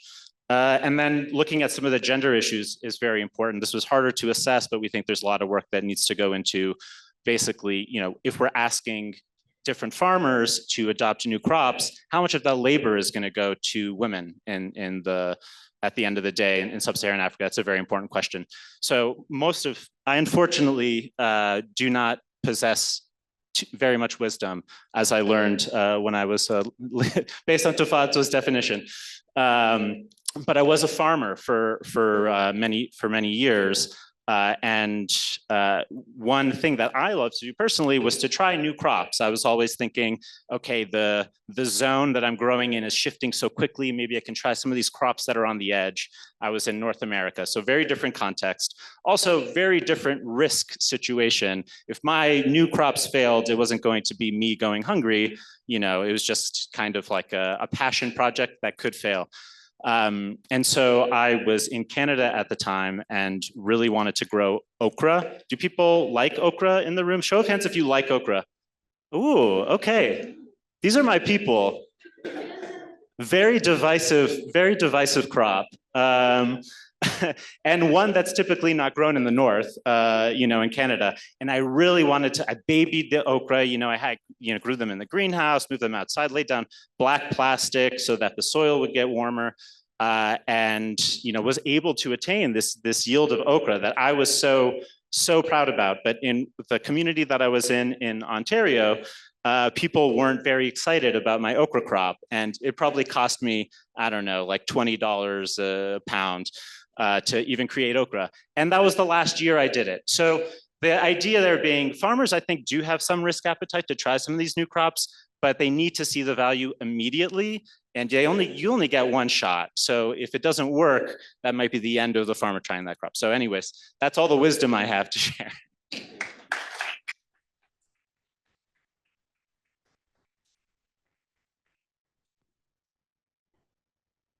Tafadzwa, you heard some of the panelists coming back to this underused crop and how they work with them, and how can we reconcile how we can work together, because I'm seeing different approaches, different scales, and the idea is to make the food system more efficient, from what I understand.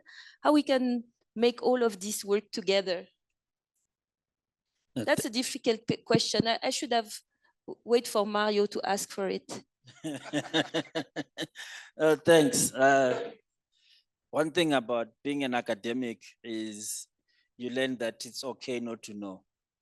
So even if people ask you very difficult questions, you don't have to give the right answer. You just you just tell them what you think.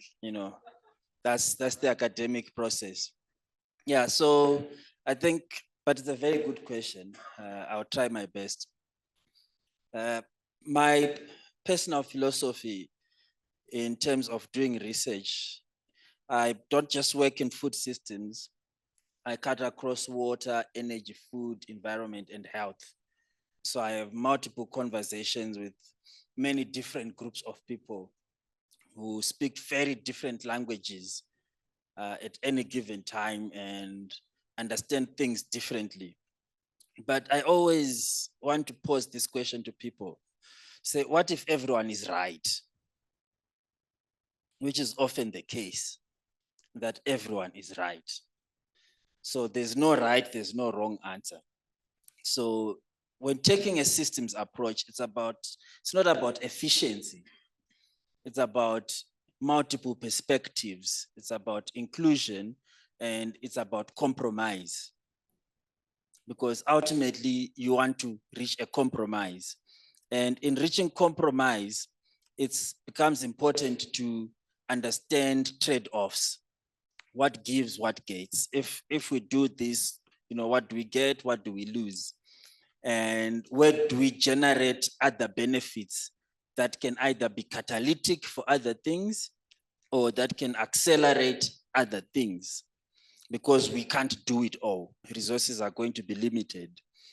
So that's why when I was presenting, I showed that slide that was showing the ecosystem services of these underutilized crops. To say, usually when we are thinking of them, we are thinking of them from the provisioning perspective. To say food, that is provisioning. But there are these other benefits, which are now your core benefits, that they can also contribute into. There's the sustainable livelihoods also that they can contribute into, but those are not there. So how do we think in a way that connects to other systems and that enhances other systems, creates benefits for other systems, or that at the minimum ensures that there are no negative impacts on other systems? So that's generally the approach that we take. And we also do a lot of modeling in that space to develop integrated models that can take in different indices or indicators from across the different systems, develop what we call composite indices that then can show you sustainability across different systems.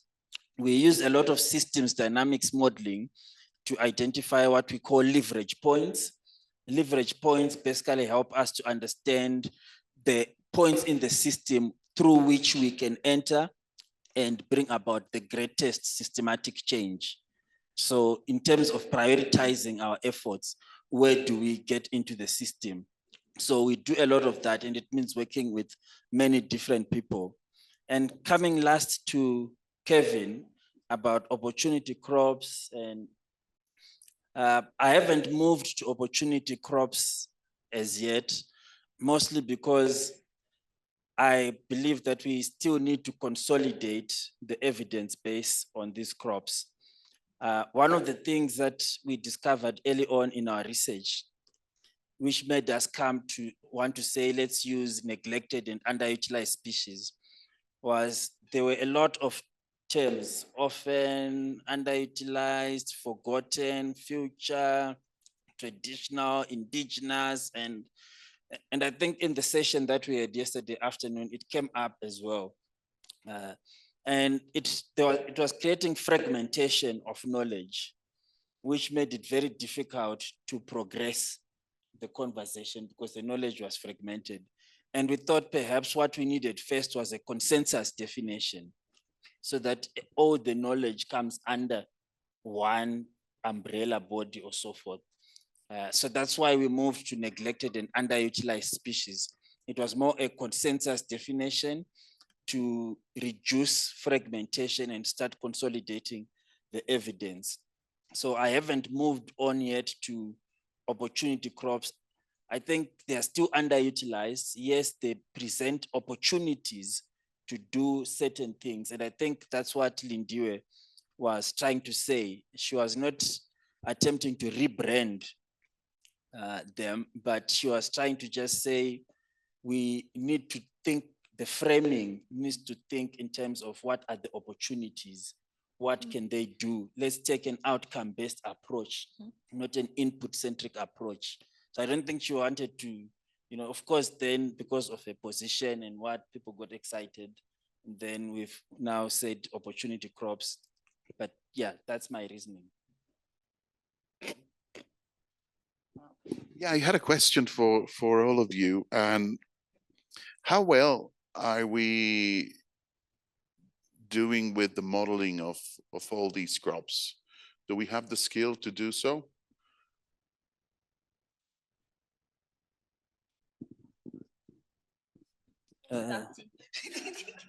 Well, let me attempt to start. I think we've developed a lot of skills over the years. When I came into modeling of underutilized crops, or some decade ago, there was very little knowledge happening. There were very few people interested in modeling them. And a decade or so later, I'm here at AgMIP and we're having a conversation about them. So the platform is gone, we're here, it's international, it's global. We've got a whole fax initiative that is talking about them. I always dreamt of doing regional type modeling. The furthest I got was national scale modeling, and I was seeing the maps of Africa, what has been done, and that just shows advancement in the skills. I trained Vimbai. I've seen her now, the stuff that she does. I'm always wowed. I'm always just like, wow, when I see the outputs coming out of the space, and many other people who are doing fantastic work. So I think there's a lot that is moved. More can still be done, but I think we just need to clap hands for all the people in this room who have really invested a lot of energy over the years to build this capacity.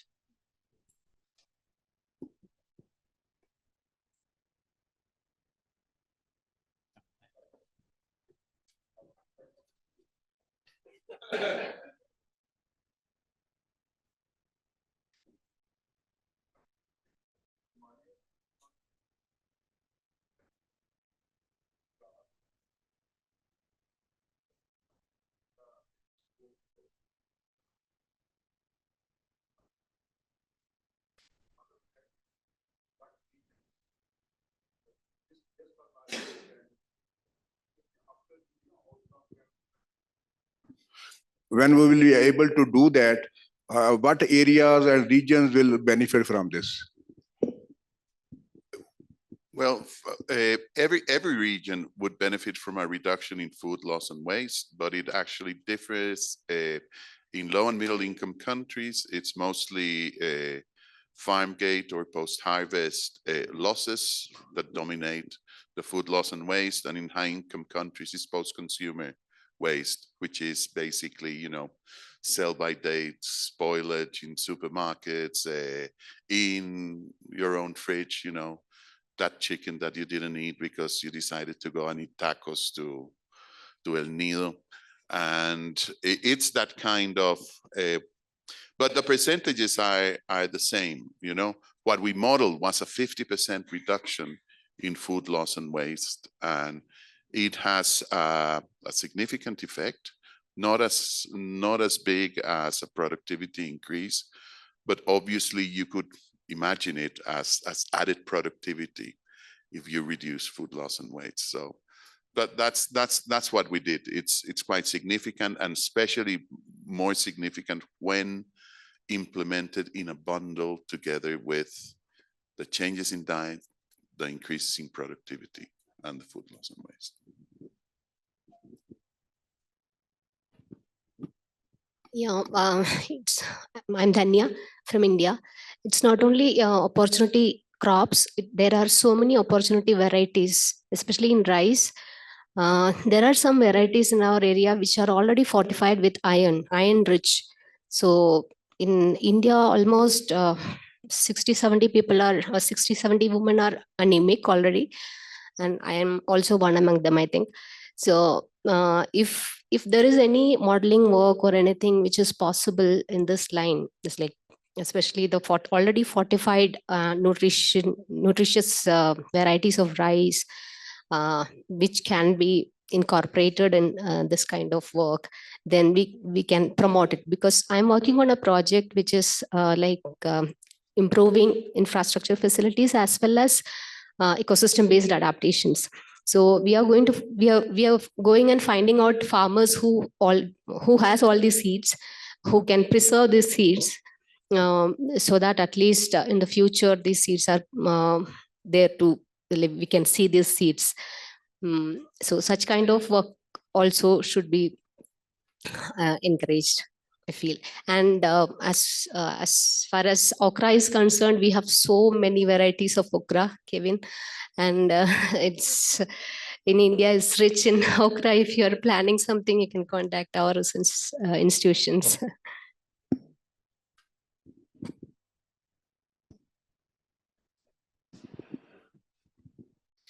Yeah, thanks very much. I find this session very inspiring. I mean, our vision, I guess, is resilient and, in a wider sense, sustainable food systems, right? And we have heard different inputs from Mario, what we are doing at the global scale in terms of implementing Eat Lancet planetary health diet down to the subnational level, and then combining with what Dr. Fatzwa said on, engaging with all the stakeholders.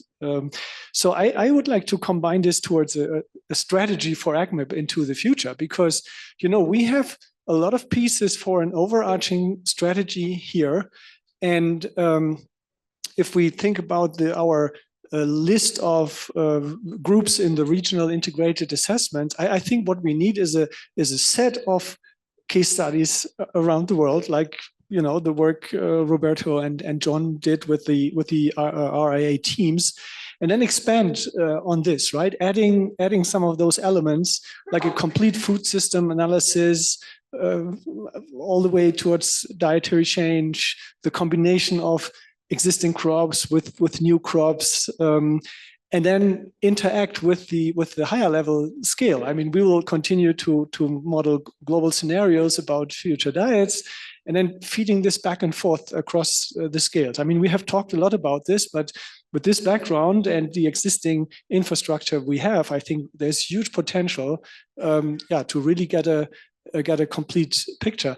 It also provides a clear demand, I think, to the especially the crop modelers, right, to assess better the existing crops, the new crops, to understand, okay, in a different, whether it's Southern India or West Africa or Southern Africa, what's the specific conditions here, and then how can we best understand the situation and develop strategies. So I think there's a huge demand for many of the groups here.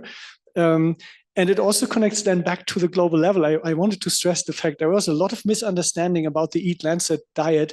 Mario showed the table, and many people, also the modelers, for practical reasons, always focused on the median or mean recommendations for the different categories.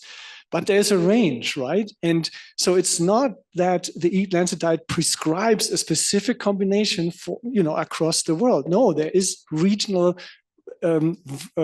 potential for variation and variability. And I think this links perfectly to the inputs we had here on whether I like opportunity crops as a term, or whether you take underutilized species, because there's a lot of potential contribution of these then to creating variations of an planetary health diet and a resilient local diet within these recommendations. So yeah, let's pick this up and develop this kind of a strategy forward.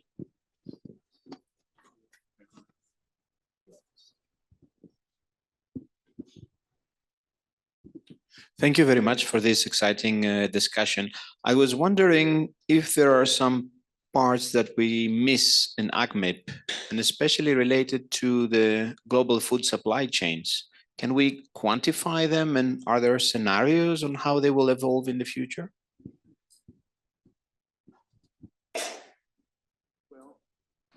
You're right. That's on the research here in AgMIP. We had a really good presentation from Nat, from IONE in our session on food security. So this is work that is starting to show up here, and it should be the focus of much bigger efforts, because I agree with you.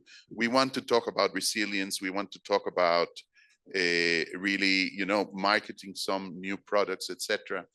And it is essential that we have a good idea of the supply chains, not only in physical terms, but also in terms of who are the players. Who is it really big companies? Is it SMEs? Is it farmers organizations? If we had some really good value chain modeling, we could really start looking at, well, what would happen if we disrupted extreme events or something like that, or COVID, for example, disrupted these value chains. I think that that's definitely something we should be doing a lot more on.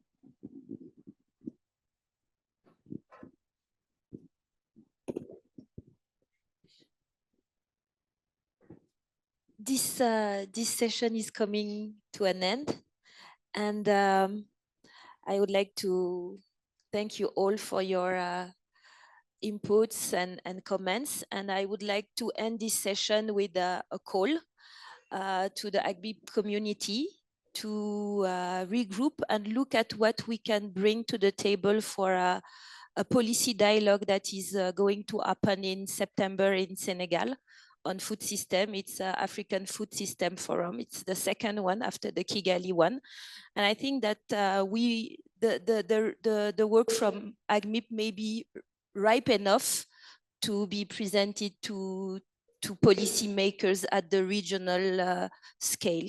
So if you have interest in that, or you have results that can be presented, we may look at how we bring up AgMIP work at this event. Thank you.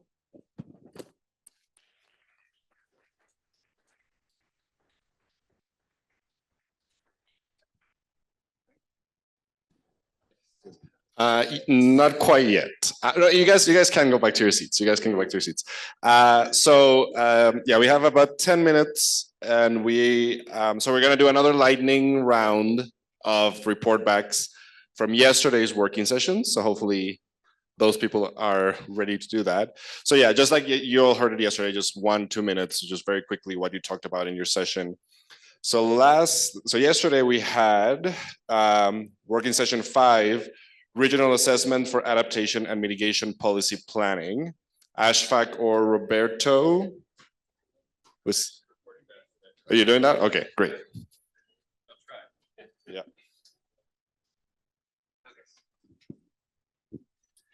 Thanks. Hi, everyone. Nat Springer, University of Minnesota. Yeah, I'm just going to report back. I took notes for that group. I'll do my best to summarize what they did. I was new to this group, so it was really learning experience for me. We talked about existing regional assessments for adaptation policy planning efforts. Learn about a lot of the work of leveraging existing rice work in Vietnam, Bangladesh, India, and possibly Peru and Paraguay. And I think we'll all learn about that a little bit more this afternoon in one of the plenary sessions. Senegal, also some work doing a set of adaptation products, looking at climate futures. We talked about projects in South Asia and Pakistan, as well as in India and New Delhi. And so then we moved on from existing projects to look at new groups and partnerships. So we had a representation from Embrapa, so we discussed how to interface directly with policymakers, and a good discussion on the ways we can do that, and through the different partners we have in our regional groups. We talked a little bit about also some of the work that we're doing in the US and some of the supply chain stuff. So how we can start to bring some of the US work we're doing into this group. And then we looked at next steps. So I think there's going to be a focus into the South Asia work to try to get some project activity to cover expanding work there, looking to explore kind of a more of an Embrapa AgMIP partnership, look at model integration, global to local to global type stuff, and then just sharing knowledge, especially for the new folks in the room there to learn about what's been done and how we can integrate our new regional assessment efforts with the work that's been done. Thank you. Thank you. Working group 6, Simulating Opportunity Crops and Low Input Agricultural Systems. Mark, Antoine, or Dillis?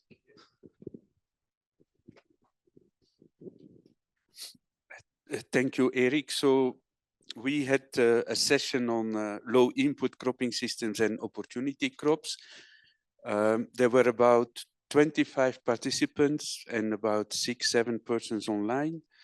So we found out that there is often a strong link between the opportunity crops, especially if we talk about the tropical crops, and the low input cropping systems. So we started our session with a presentation by Dillis on the work that has been done on opportunity crops or under the VAX project. So that also was mentioned by Kevin. And then a presentation by Antoine on what the activities are underway, in the low cropping systems AgMIP team. So this was to set the context. And then we wanted to make decisions about the fact whether we have to create a new AgMIP team and for opportunity crops.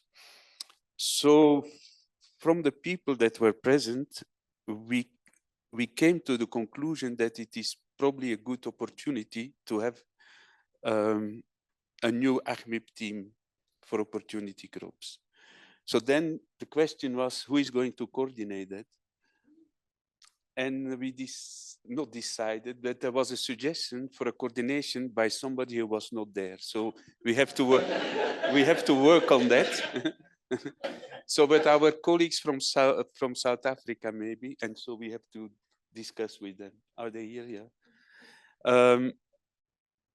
So then we started also talking about what to do. So the suggestion was to start with maybe 4 or 5 new crops and do an intercomparison of models, of mechanistic models. So for 2 or 3 legumes, and then maybe for millet and sorghum also. But so we have to work on that. And then secondly, that AgMIP team would also continue to work on the broader aspects of opportunity crops and climate change. So that work that started by Dillis and Kevin and the team. And then lastly, we also realized that we need funding. So that we discussed a bit about funding opportunities. So apparently there are funding opportunities by UK-based bodies, but we have to explore that. And then we were also talking about opportunities to have fellowships for PhD students in UM6P. So that's it. And Great. Thanks to all the participants. Thank you. So working session 7 was calibration, model, and modeler uncertainty. Daniel or Kristen? Yeah, well, we started out with Daniel thinking he's the only person in the universe that's enthusiastic about calibration, and found out that a third of our participants needed to bring their own chair because we were quite crowded. And actually people are enthusiastic about calibration and are willing to wear a t-shirt that says, "I love calibration." And even more so are willing to put up with the efforts of doing calibration.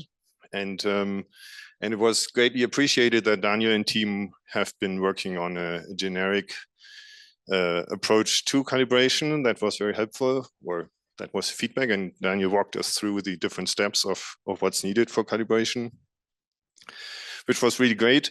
And then I think one of the main outcomes is that despite this generic approach to calibration, people have specific questions about their own case of calibration and all wanted to have Daniel's phone number.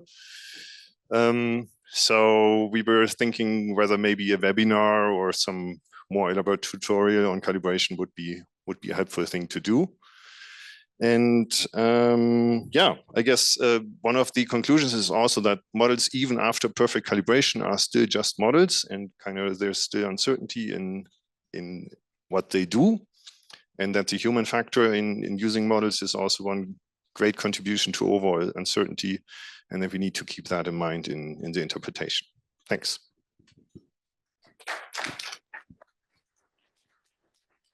And last but not least, session 8, modeling food system mitigation. Yushu or Dani?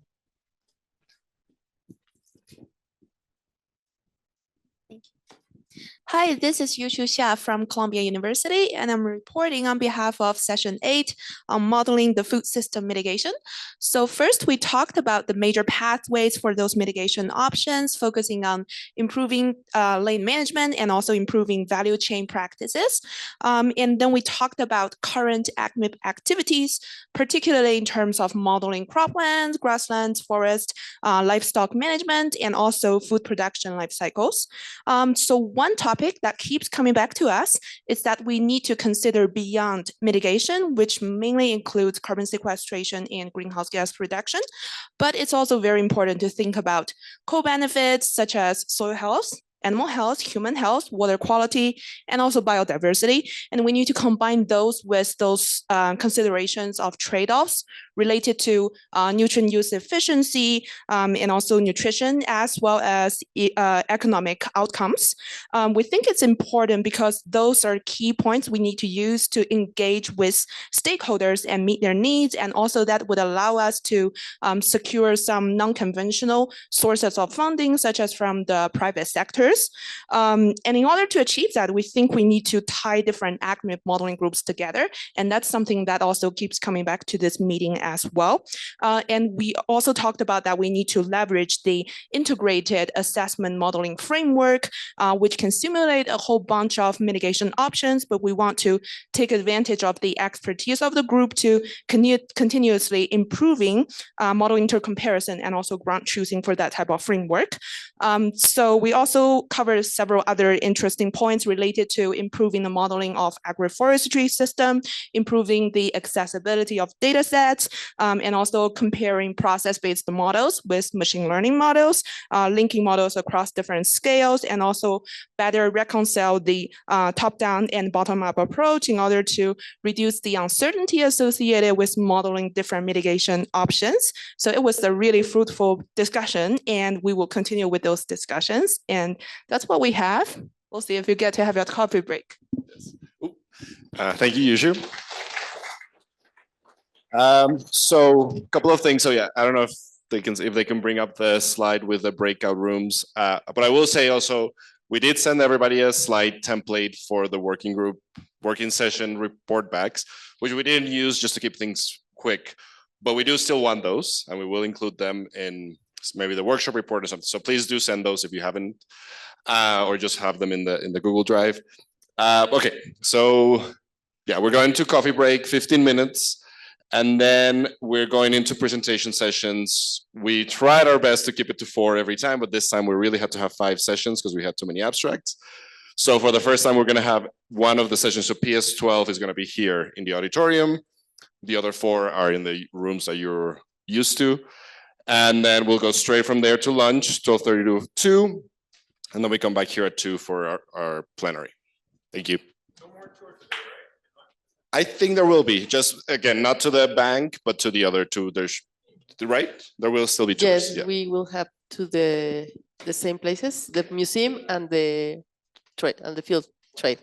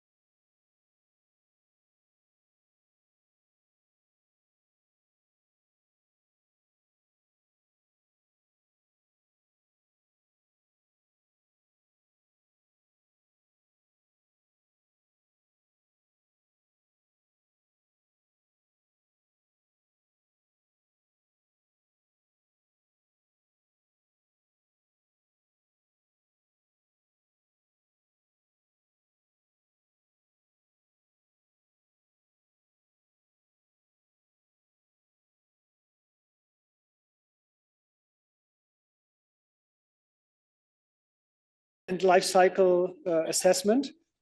My name is Hermann Lotze-Kampen. I'm from the Potsdam Institute for Climate Impact Research in Germany and professor at Humboldt University in Berlin. I'm part of the executive committee in AgMIP and a long-term co-leader of the global economics team. And I really like co-benefits, I must say. I'm a favor of them.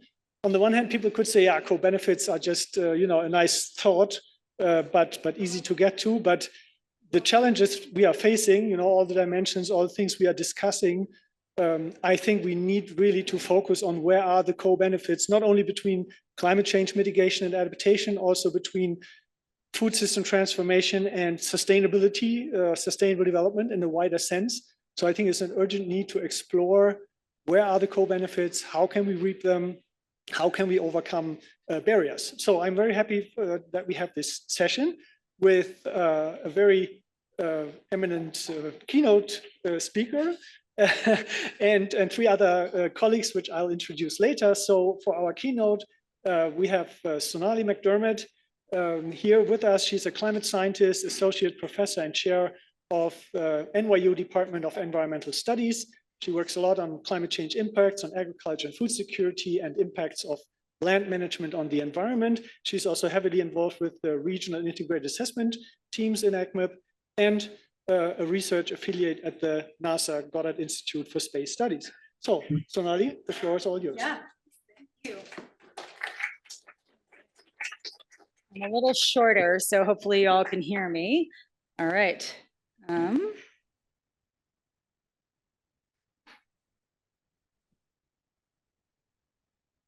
do I hand forward? There's quite a delay. Okay, well, so I'll start by saying, well, thank you all, and thanks to CIMMYT for hosting this, and of course, the whole AgMIP team. I'm excited to talk to you a little bit about the mitigation and adaptation co-benefits project that we're running in AgMIP. But first, it would be wonderful to advance. Next slide, please. Thank you. Gerardo, it's Gerardo here. No, okay, this was for Gerardo. So Gerardo mentioned this paper by John Antle and Robert Wagnett in 1995, Why Scientists Should Talk to Economists. This was the first paper that I read when I joined AgMIP as a climate scientist in 2012. And I wound up talking to a lot of economists and crop scientists. And now I have the audacity of talking for crop scientists and economists, just to set your expectations here. But I think this paper did a wonderful job of calling for interdisciplinarity in this kind of work and making the case for integrated assessments foundationally, which I think are going to be critical to looking at mitigation and adaptation issues. Next slide, please. So I think Mario's talk this morning, the Eat Lancet report, these projects do a great job at conceptualizing the solution space globally. At the regional scales, things become a little bit more tricky.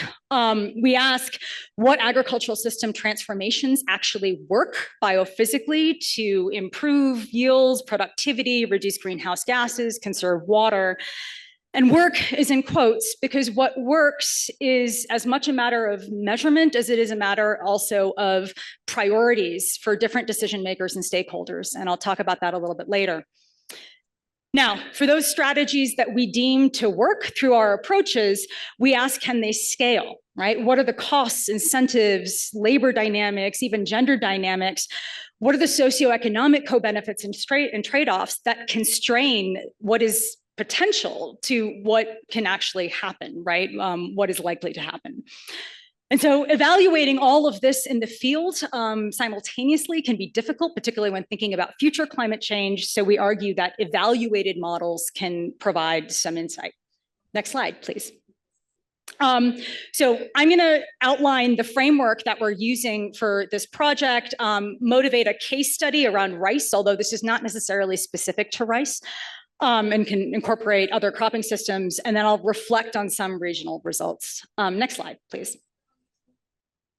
All right, so to undertake this project, we are leveraging an integrated assessment framework that we used in regional analyses and have spent the better part of a decade maybe developing. And in the same vein of Mario's talk this morning, I don't know if we have everybody here, but can I get a show of hands of those people that were involved in the regional integrated assessments, please? Okay. Yeah, Ken. Okay, there's more than actually raise their hands here, but there's an immense amount of knowledge and actual knowledge, I will say, in this community using these approaches. And so what this offers is a standardized evaluation approach that can be deployed in any region in which we work that captures multi-model uncertainty, so multiple climate models, multiple crop models to bracket that uncertainty, as well as the regional heterogeneity of impact through the economic model analysis that we're using. We in AgMIP have historically used this over the course of our work to evaluate climate change impacts on agricultural systems and to test adaptation options. We have now modified this and adapted the framework to explicitly consider mitigation. Next slide, please.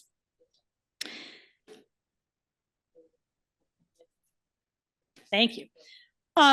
And so we had an opportunity to do this through the immense work of Tao Li, an AgMIP rice modeler based at Erie, who several years ago had a project under the auspices of AgResults in Vietnam.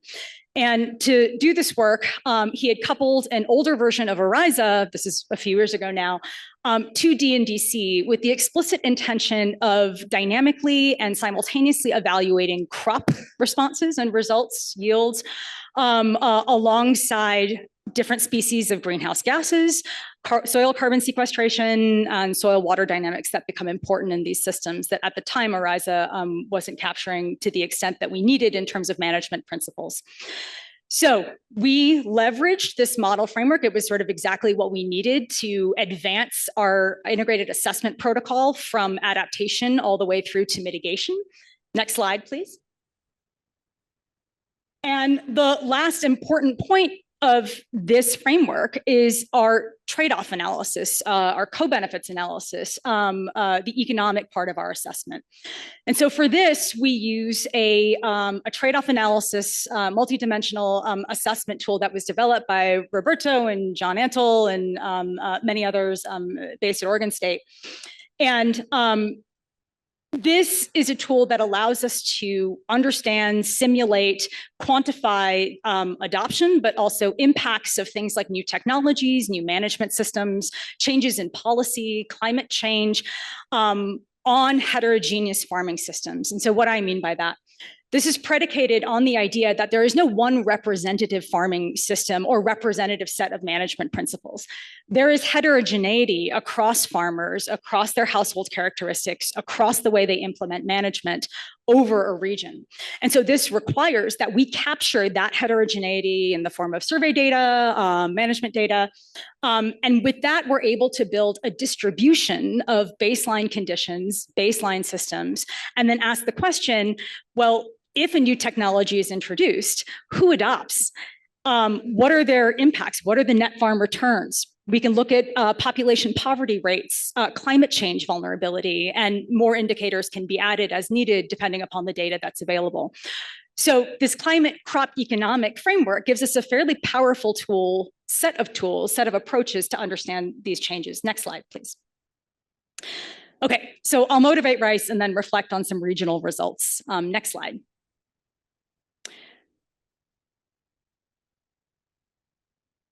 All right, so why rice?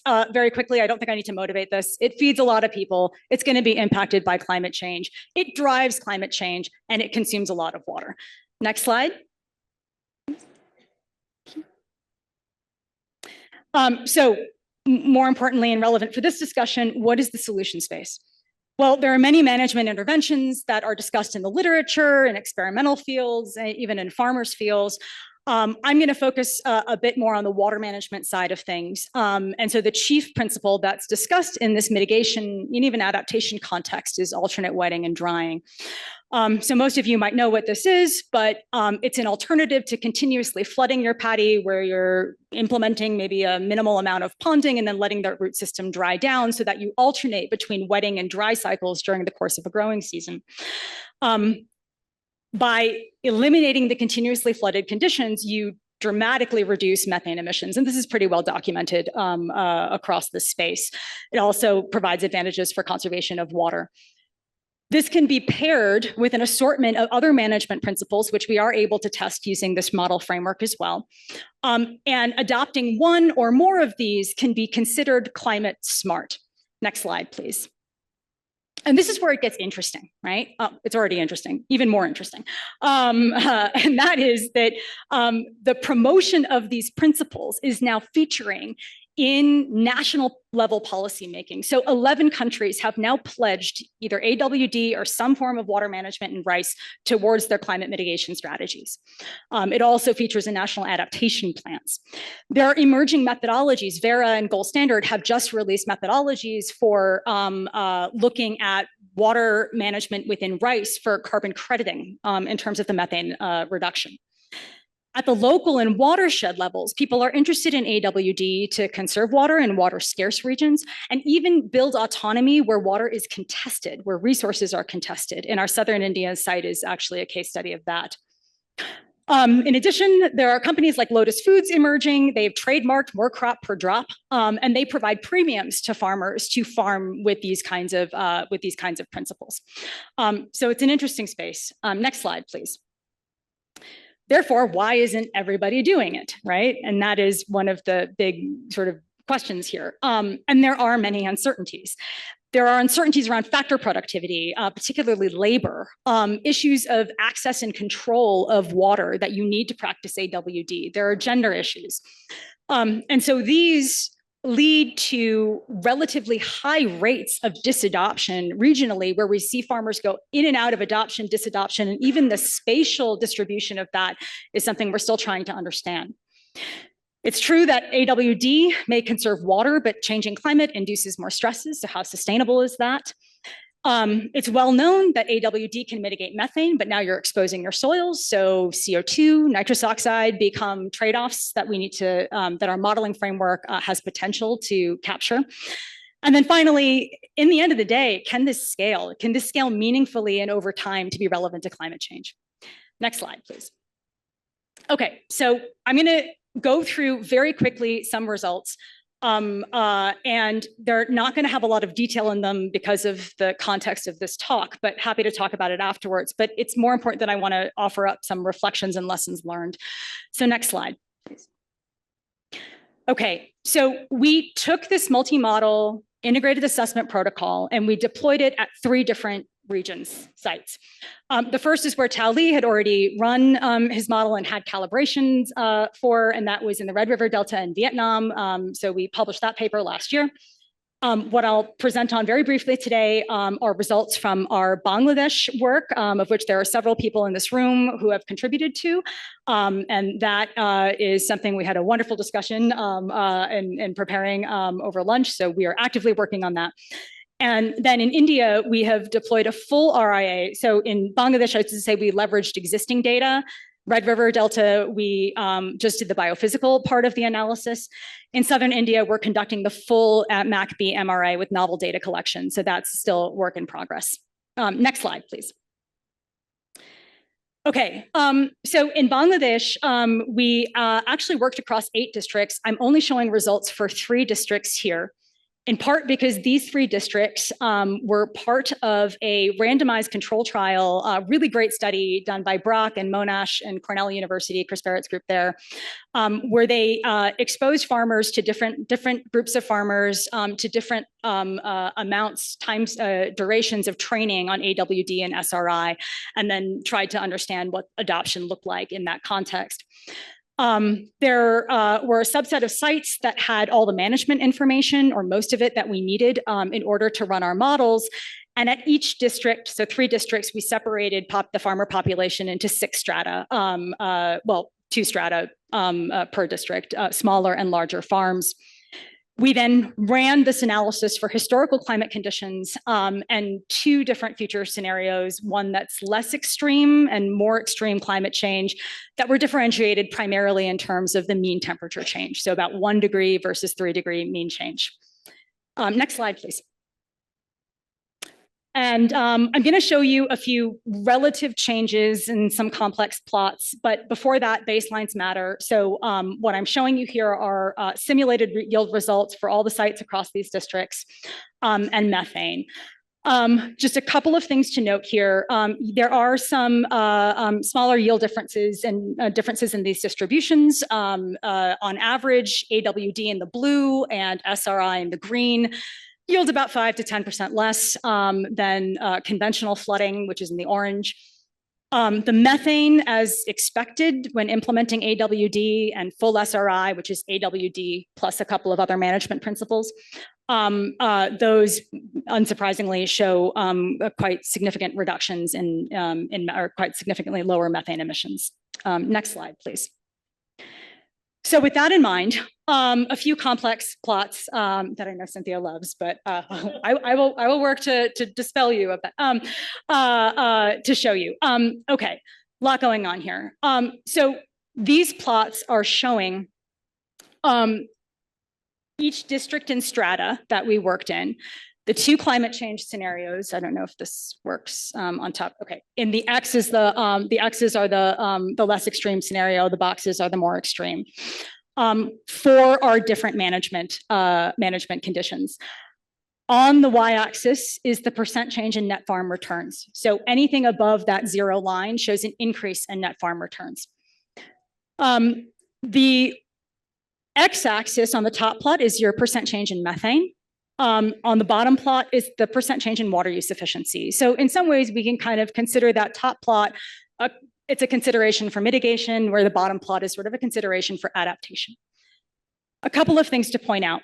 If you look at the top plot, one thing we notice right away is that climate change increases methane emissions across the board, across districts, across sites.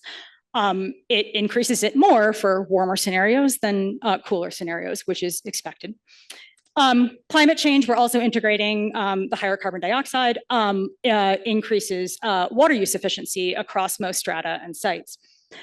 What's interesting is that in the less extreme climate condition,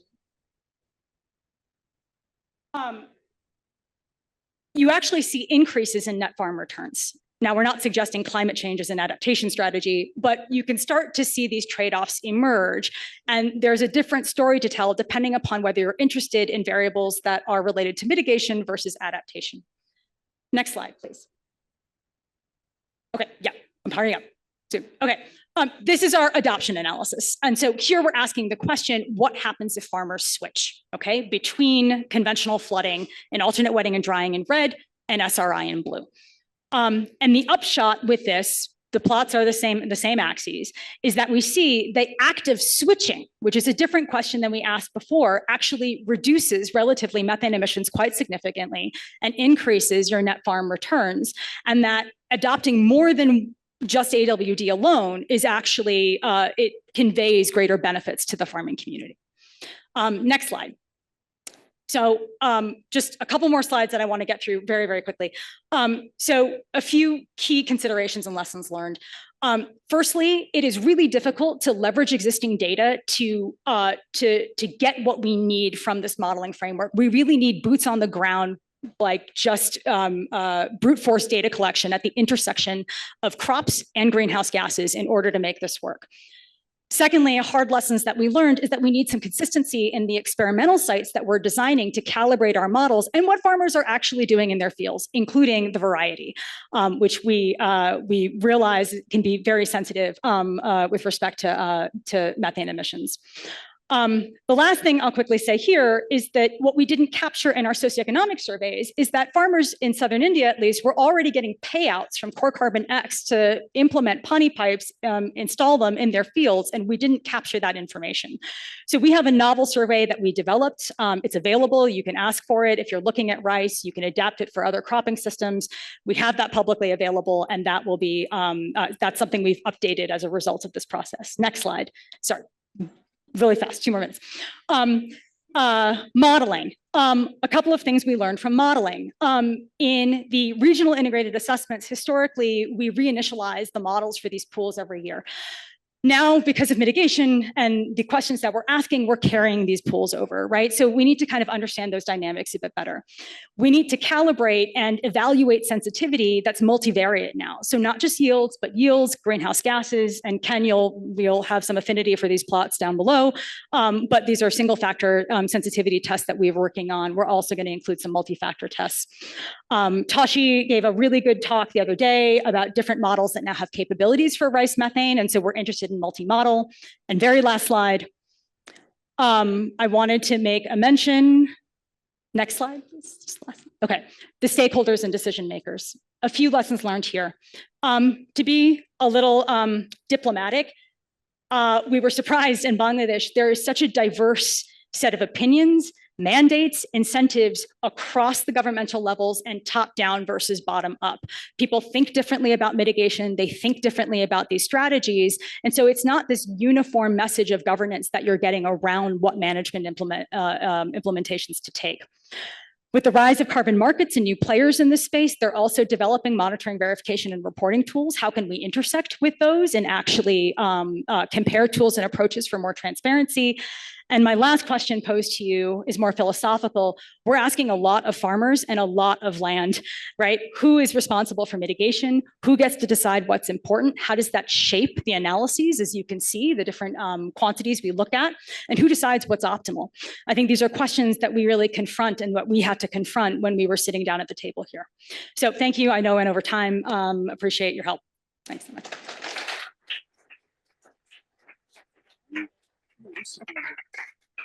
Yeah, thanks very much, Sonali. Very great. So now I would ask our 3 panelists up here to the podium. So we have Yushu Xia from Columbia University, Tech Subkota from CIMMYT, and online, I hope Pablo can hear us, Pablo Manzano from the Basque Center of Climate Change in Spain. Yes, I can hear you. Thank you. Yes, cool. So, and I go over to the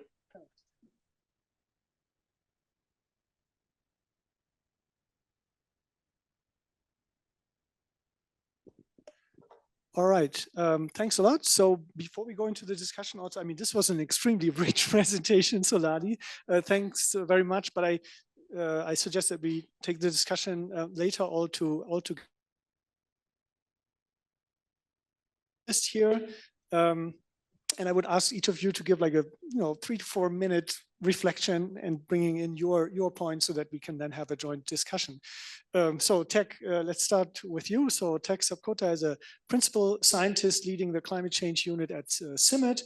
He led the development of CGIAR Climate Action Science Program and is currently Deputy Director for the implementation of that program. And he also worked heavily for the IPCC as a lead author and also in the Global Environmental Outlook. So Tech, please.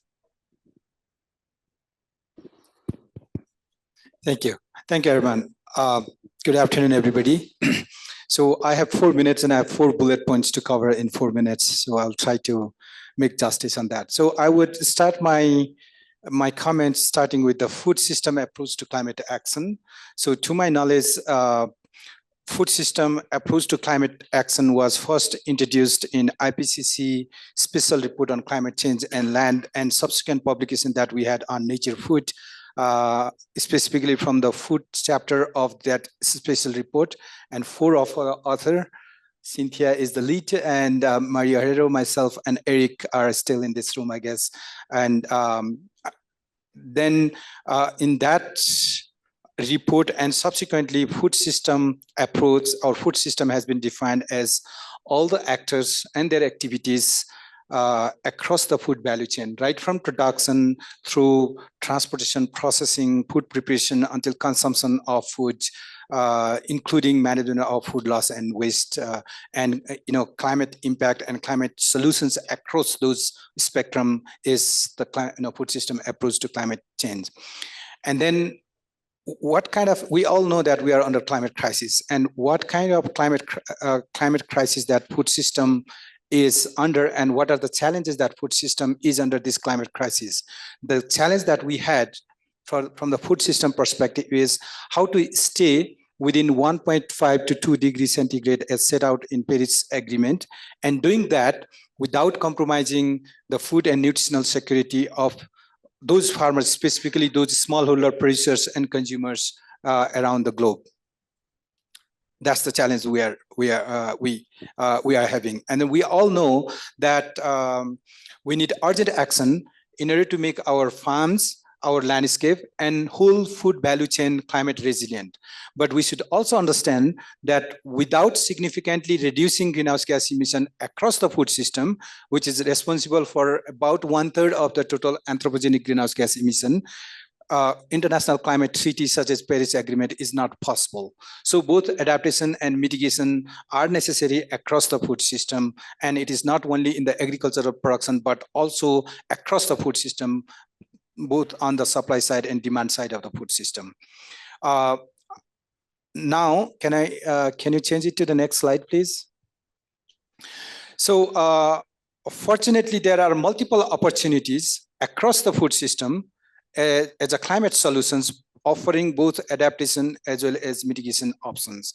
And many of those adaptation options or mitigation options have both adaptation and mitigation options in the form of co-benefit or synergy.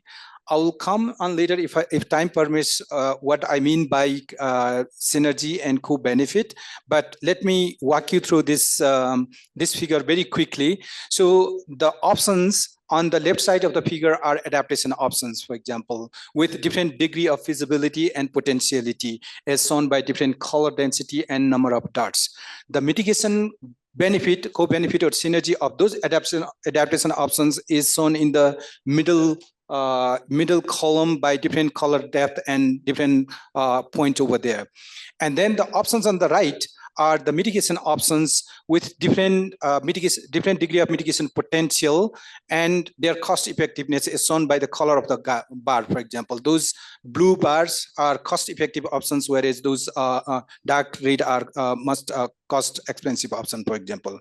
So if you look at the left, for example, all these digital agriculture, early warning system, climate services, diversification of livelihood options, for example, production, efficient production system of crop, livestock, and aquatic production system, forest management, everything there, they offer a various degree of adaptation benefit with co-benefit in mitigation as well as.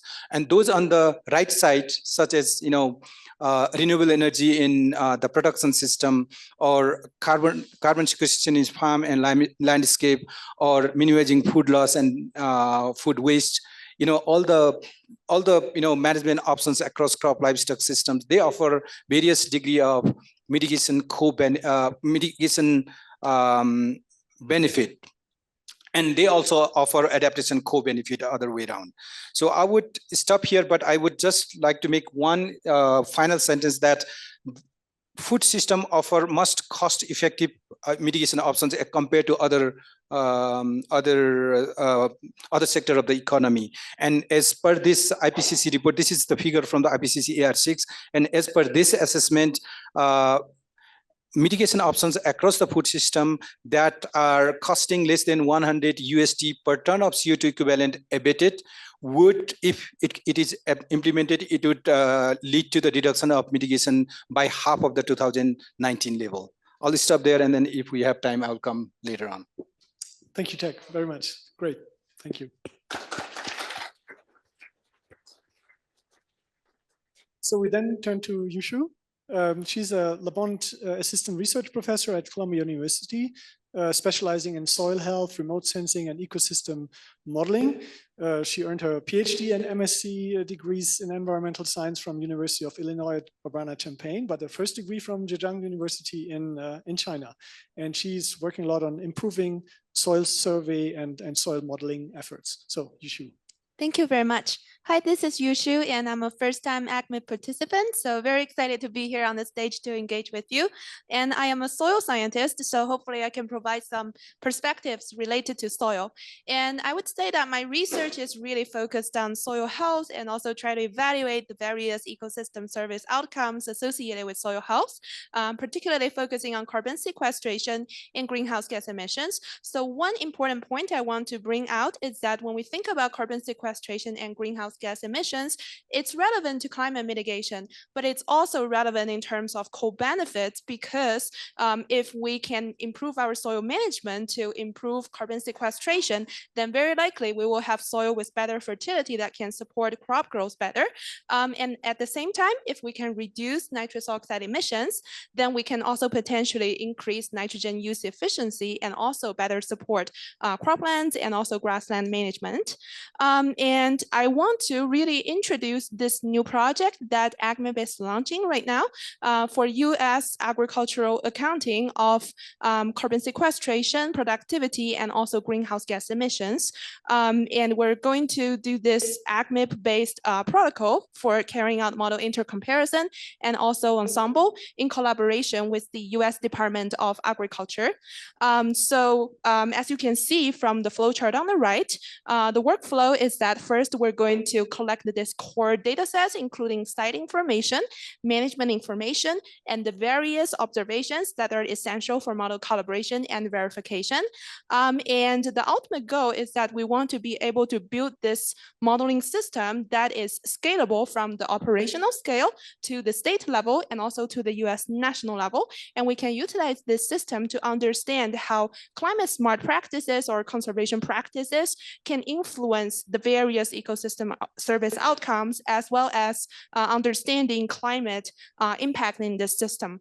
And the ultimate goal in the end is to be able to really also engage with the stakeholders. So we want to build this type of decision support system that can help us inform management decisions, not only for ranchers, farmers, but also for policymakers, depending on which scale that we're looking at. Next slide, please. So we call this project the Conservation MIP project, but some of you who have been at AgMIP for a while, you probably know that there has been some work going on the soil side of the things already. And there are some leaders like Bruno and Sotirius and Garrett who are not here today, but they are also going to be very heavily involved in this project. So this is a 5-year project, and we want to be able to leverage the existing AgMIP network and also the various protocols that AgMIP has in terms of model intercomparison, ensemble, and also model uncertainty analysis. For this effort, even though right now the resources we have from US Department of Agriculture allows us to really engage with the US modeling communities, but down the road, we're very interested in really engage with the broader community because that's the strength of AgMIP. We have global interest here. So we want to open up this type of framework and some of the data sets so that we can all work together towards this goal of improving the quantification of carbon sequestration, greenhouse gas emissions, and other type of ecosystem co-benefits.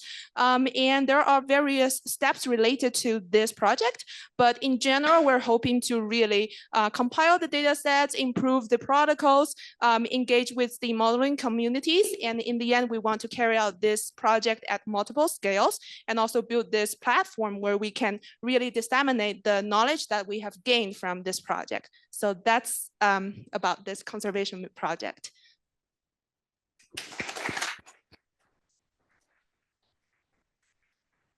Thank you very much, Yushu. Again, very interesting insights. We're getting loaded here with a lot of interesting content to discuss.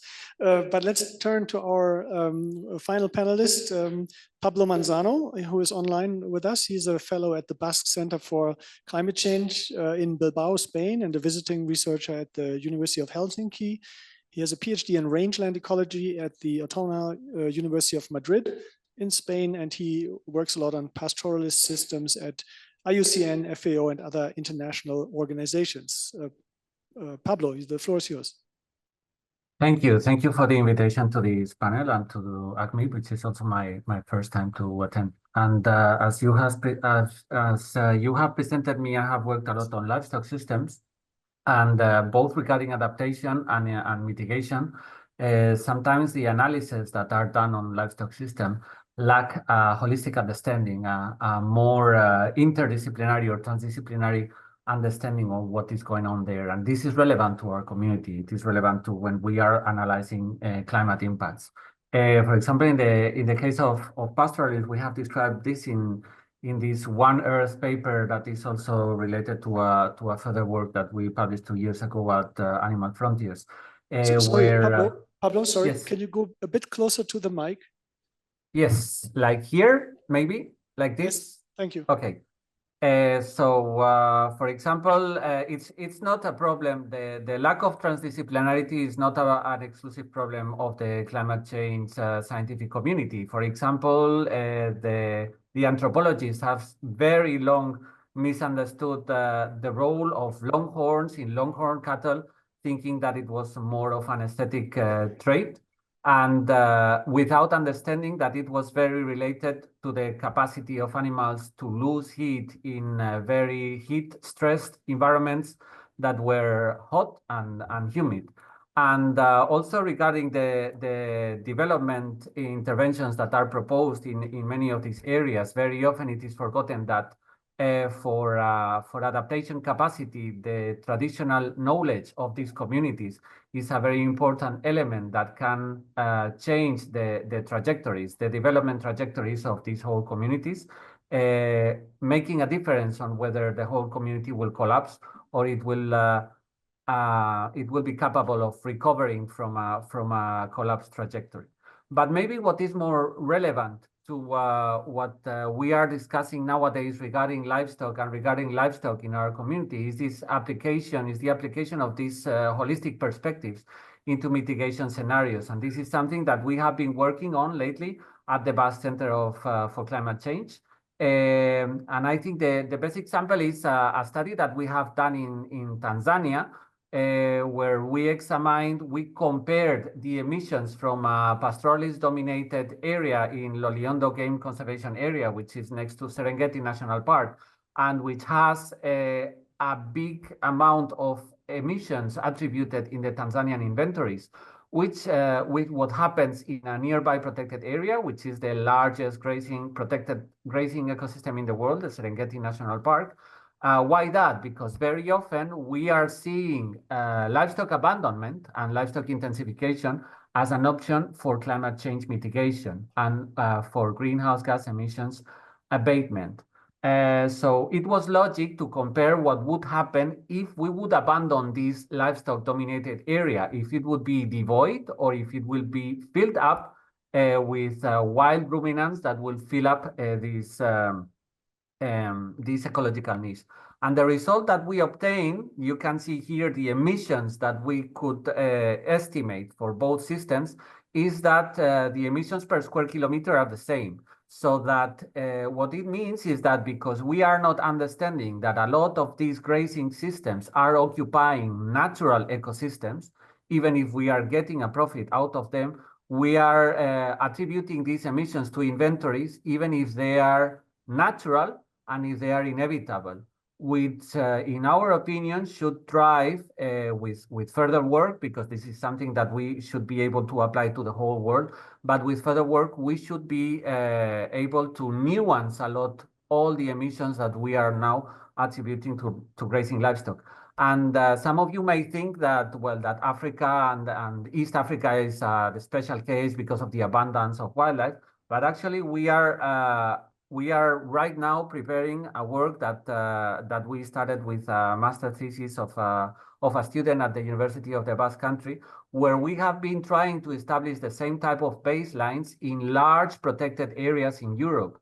And we have been surprised to find out that there is a very large protected area. Actually, this graph, we are using it because probably we didn't have the right data on the extension of this abandoned area in the limit of Croatia and Bosnia and Herzegovina. It's most likely to be around the 7,000 square kilometers, but we are finding animal densities that are close to the ones found in the Serengeti, and this is for wild animals, for basically deer and also rewilded cattle, so that we may be having these same scenarios in Europe, even if it's not the wildlife paradise that we have in Africa.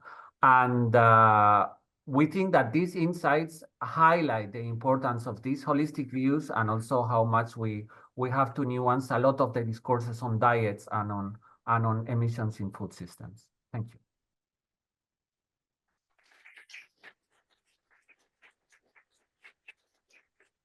Thank you, Pablo. So we got insights into very different systems here. And to kick off the discussion, I would like to pose one question to each of you, basically the same question from your perspective, from your insights. I mean, we heard a lot about potential, right? Huge potentials for co-benefits and so on. Let's focus a bit on the barriers. Some were also mentioned. So could you give one example from your work or from your experience, where there are really strong barriers we need to overcome, and maybe also towards the AgMIP community, task us with, how could the AgMIP community help to work on that? I don't know, Sonali. Yeah. Gosh, where to start? There's lots of challenges. I won't call them barriers, because just challenges to surmount. I think some of the biggest challenges that we ran into, and everybody says this, but it's the truth, is the data. We need data at the intersection of the variables that we care about for both mitigation and adaptation. And even the variables that you care about change depending upon the decision makers and stakeholders and context that you're working in. And so I think for us, I'll just be blunt, finding funders who are willing to devote the capacity for that on the ground collection. That means experimental sites. That means funding for survey data to really collect that suite of information that you need to resolve this problem fully and completely. And I mean, on the socioeconomic, as if we're talking about the potentials on the biophysical side of things, there's so many people doing so many great work in this room on that. And then on the socioeconomic side of things, you just hit these walls, on getting the data that you need to. And I'll just say that that's from my perspective. The economists in the room can talk much more intelligently about this kind of thing. So I think having resources to do that in systems that are crucial case studies would be a really nice coordinated effort. And so we're using rice as a case study. It doesn't have to be rice. But I think we need to think about that. And then there are other challenges with priority setting and, kind of engaging with stakeholders. But I think until you have something important to say, it can be difficult to do that kind of engagement. But. Thank you. Tech, from your perspective. Thank you. I think I would say that yes, data is very important, specifically from the global south.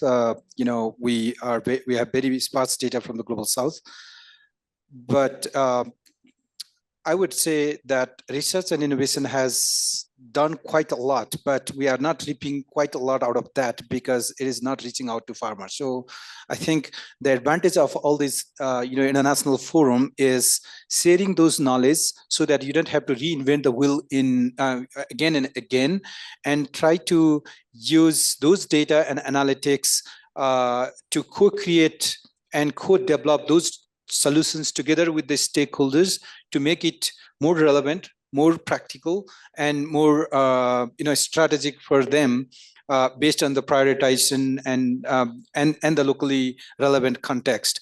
And many a times we can get a lot of benefit just by scaling out and scaling up already available technologies here and there. And we need to use, innovative extension system.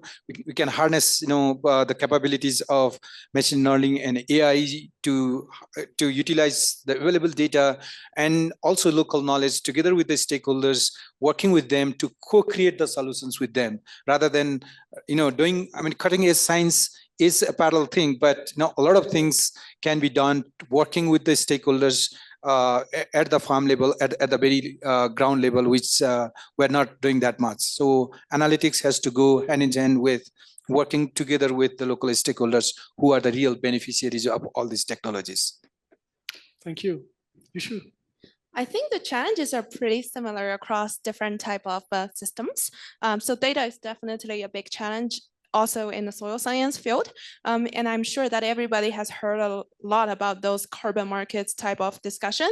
And there's always concern about whether we have accurate enough technology or tools or data to support that type of carbon market enthusiasm. And I would say that as AgMIP and as the modeling groups together, we can definitely do better. So when we talk about soil data, sometimes we're missing long-term data sets and also broader scale data sets. And also for this conservation MIP type of project, we really want to be able to evaluate different type of conservation management practices. And sometimes we have more data probably from the conventional system. But I think one thing we can take advantage of in this AgMIP type of framework is that when we put different modeling groups together, then each of the modeling group will be able to contribute some of the data that can be shared with other modeling groups. And suddenly we become much more strong and also successful. And also we have a lot of protocols that, developed in terms of obtaining data while protecting the level of accuracy and also privacy. So I think we can take advantage of that as well. And in addition to data, I think the other thing, the other type of challenge that we're faced with is really to try to think about how to combine different type of ecosystem outcomes together, rather than only focusing on carbon or greenhouse gas emissions. And that is really relevant to the IAM type of framework that Sonali was talking about. Personally, I have been working with National Audubon Society and National Fish and Wildlife Foundation, and they have a lot of animal data, and they're really interested in soil and other side of the things. And we're trying to find the connections, but sometimes the challenge is that the connection is not that direct. So we need to really think about how to combine those different modeling tools together to explain some mechanisms that could be more indirect rather than direct. Thank you very much. Before I turn to Pablo, please in the audience think about your questions or suggestions how to, how you could contribute to this. But Pablo, what do you have an example? Well, yeah, I'll be very short. I think regarding the livestock, the evaluations on livestock, the data sources are pretty good. And for example, FAO has developed an extraordinary effort with the GLIM database and then with the GLIM modeling. And my worry for these things is more the interpretation of the data, as I have expressed. And I think from there, going along with what Doug was saying, there is a lot to learn from the local stakeholders in the field that are the ones that are alerting about those things, and with my work with pastoralist communities, they are the first ones to say with the problems that I have highlighted, how comes that we can be accused of causing climate change if we have been around for 10,000 years and climate change is something new, it's something that has 200 years ago. So I think in that sense, we sometimes are very into our models and into the work that we are doing, and we sometimes lose perspective and we lose a little bit of common sense. And I think talking more among ourselves and talking more in a more transdisciplinary way can help us doing a better interpretation of the data. Thank you, Pablo. So then I would turn to the audience and maybe we collect 2 or 3 questions and then go back to the panel and see who would feel entitled to answer. Questions or suggestions how this connects? Everyone overwhelmed with all the content they heard or tired? Yes, please, Ken. And please state who you are so that Pablo also knows. I'm Ken Booty, and what I see in front is something missing, and that is some of the livestock people who could help with the methane emissions. That's been fairly low key in this particular AgMIP session. So we need to make an effort to go out and recruit some of the animal scientist type that can help with that particular component of the greenhouse gases. Yep, integrating more livestock scientists comes up again and again in AgMIP. I don't know who wants. Yes, please.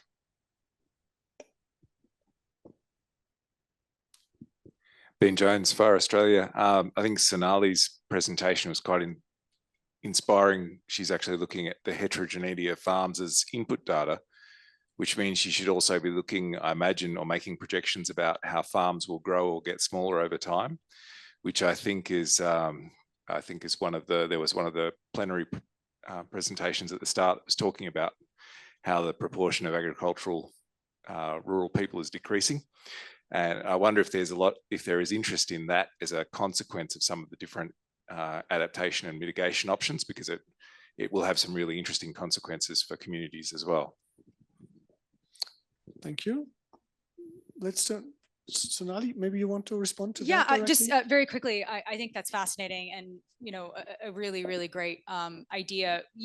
I mean, with the survey data we're collecting, we're looking across farm sizes and we stratified that way. Roberto told me specifically not to throw any questions to him, but I'm going to throw a question to you and ask, have you looked at, I mean, we haven't done anything longitudinal in the sense that we're like asking farmers how their plots, how their farm size has changed over time, but I don't know if that's something you want to comment on, Roberto. Yeah, hi, I'm Roberto Valdivia. Not in this specific case, because this project was kind of a pilot study to integrate what Sonali just described, right? And looking at these co-benefits and trade-offs. But in other work that we've been doing in AgMIP, we've been building this set of scenarios into the future. And one of the components is, for example, changes in population, how household size will change, and also how farm size may change, right? Because that may have also important consequences on production in the region and poverty rates and all of that. So that's part of what we call representative agricultural pathways. And so hopefully in next phases, we'll be able to construct these future scenarios that include all those elements. Thank you. Before we turn to the next question, I would also like ask you, for the panelists, to think about this issue of scaling. I mean, some of you mentioned that, how can this be achieved? If we know, even if we know about certain things, how can we scale? I think that's also crucial. But let's have another question from. Yes, Frank Evert, thanks first of all for the presentation, great presentation and discussion so far. I want to follow up on the 3 points that the 3 colleagues made with respect to the challenges, related to the data, related to the assessment, modeling and assessment infrastructures, and to the interactions with actors, farmers, policymakers. All these are not low-hanging fruits. They require some mid and long-term engagement and perhaps even institutional structures in order to build those, overcome those challenges. How, at least that would be my perspective. How do you see that, and how do you see ways to overcome that, or to address that? Thank you. Very, very good point. I don't see a hand right now, so let's turn to our experts here. Tech, maybe you can start on that. I mean, the livestock and animal science people is one question, but also what Frank just raised. Yeah, I think integration of the livestock was a fantastic suggestion. That's well taken. I'll come to Frank's point on, how do we engage with the actors and how do we make it locally relevant? I guess, what I'm saying is, all this cutting edge science and analytics are important, but what at CGIAR and climate action, what we are focusing more on is locally led climate action. So how do we make those climate actions, combining those solutions, predictions, models, but working with those local actors based on their available resources, market condition, production condition, and the developing scenario that they are operating in. So developing or kind of adapting those solutions for them, together with them, is the way to go, because many a times we scientists, we think that, okay, now this is a fantastic technology and then it will be scale up. And 60 to 70% of those technologies, they are just in paper and it is not really giving real benefit to the producers and consumers alike, specifically in the global south. So we need to work with them, what their problems are, and then use these analytics to identify the solution with them based on what their priorities are and what their opportunities are. Thank you. Pablo, what's your perspective on this? Well, my perspective again may be a little bit divergent because of what I just said. The problem is that very often a lot of the technologies and a lot of the solutions that we are giving to people in the livestock sector imply a reduction of methane, but imply also an increase, a total increase in fossil fuel-based greenhouse gas footprint. Okay, especially if the remedies are about an intensification of production, and I believe we have a problem with that because we are masking some of the problems. You know, for example, if you have a look at what has happened in Europe during the last decades, the livestock sector is bragging a little bit that they have reduced the environmental footprint of livestock because of the reduction of methane emissions, but which is probably a product of intensification of the livestock production and a reduction of these methane emissions, which I insist, according to the data that we are generating at BC3, many of them are not inventoried when they happen in a natural ecosystem, but they are natural and they are inevitable. They belong to the ecosphere, and we are substituting part of this, let's say, methodologically exposed emissions by fossil fuel emissions. So it's not guaranteed that we are really mitigating climate change with the actions that we are proposing. And some of the stakeholders in the field are also skeptic for some of these measures precisely because they perceive it sometimes better than we do. Okay, thank you. We are close to the coffee break, and I asked for 2 last statements from Yushu, and then Sonali can finish it off. Yushu, please. Okay, sure. So first, answering to Ken's question, I think we do have some thoughts along the line where we really think that it's important to engage more livestock team. And at Columbia with our AgMIP team, we have been thinking about trying to put grassland vegetation together with soil and together with livestock, and then do a whole LCA-based type of greenhouse gas accounting. So I think that's definitely something we want to plan for in the future.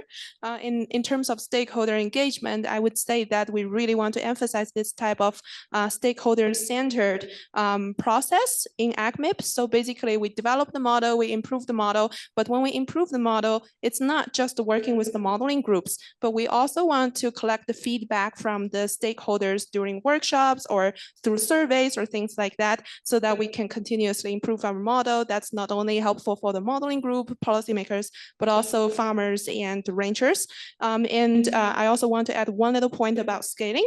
So a lot of us really work for larger scale models and we have big grid-based outcomes. But if we want to make that relevant to farmers and rangers whose management scale is much finer, then we also need to think about what's the best downscaling strategy, or also what farmers and rangers really care about. Sometimes they just want something relatively simple, remote sensing based vegetation indices, then we need to give them that type of options rather than always have something that's extremely complicated. So that's something to think about. Thank you. Thank you. I see another question, but you know, we are in overtime already. I'm sorry. Let's move that to the coffee break, and please approach the panel directly. Sonali, your final statement on these questions. No pressure. Okay, so on the issue of scaling, Herman, so I think, you know, we've approached this through thinking about populations of farmers, and I've mentioned that with respect to heterogeneity, but the idea is to kind of construct these adoption curves and ex ante kind of estimate like what would be, you know, the likelihood of these kinds of shifts. And so I think that's a bottom-up approach. There are top-down approaches to thinking about scaling as well too. I think the issue with scaling on the rice side of things right now, insofar as water management, is understanding these dynamics of adoption, disadoption. It's all fine if farmers adopt, but then if they let the practice go or only implement it on part of their fields, you're not going to hit the scaling required. So I think that's an interesting problem right now to kind of make way on. And then Frank, with respect to your question, yes, we need that. And I think one way that I think has been very powerful with the regional integrated assessments is, you know, we have this Impacts Explorer, and the idea is we're standardizing the framework of analysis. And so if we can develop survey instruments or develop data collection methodologies and protocols that can be deployed at multiple sites, you know, and maybe eventually, I don't know, it'd be an interesting mathematical question to say, at what point do you hit saturation where you kind of characterize the heterogeneity enough to, like, you know, be able to say something meaningful. But I think if you deploy these methods at enough sites with enough climate diversity and heterogeneity in other ways, a global picture starts to emerge in a bottom-up way that I think can be very complementary to some of the global modeling scale approaches that are top-down. And so if we can bring those together, but it requires someone interested in funding the regional scale of that work. And to me, I think, you know, every side is going to say we don't have enough funding, and no side does really. But I see that as being a nice complement to some of the global scale work that could be scaled in a different way. So yeah. Yeah, thank you very much. Let me pick that up. I had a similar thought. I mean, in addition to covering this in space in different locations, and then I think the task to us is to find an infrastructure or to expand on the infrastructure we already have to also cover this longer over time, right? In line with what Frank said, that you also have the time to investigate those effects. Okay, those are huge challenges, very interesting topics. Let's give our panel and all the speakers here a big round of applause, and then we go into coffee. Thank you very much.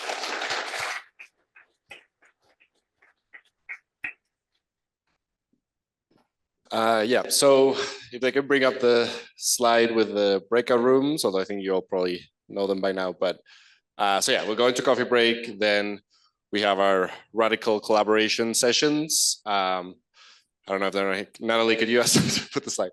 But anyways, yeah, so we'll go to the rooms and then we'll come back here for the final plenary of the workshop. So if it doesn't come up, you can look at yours.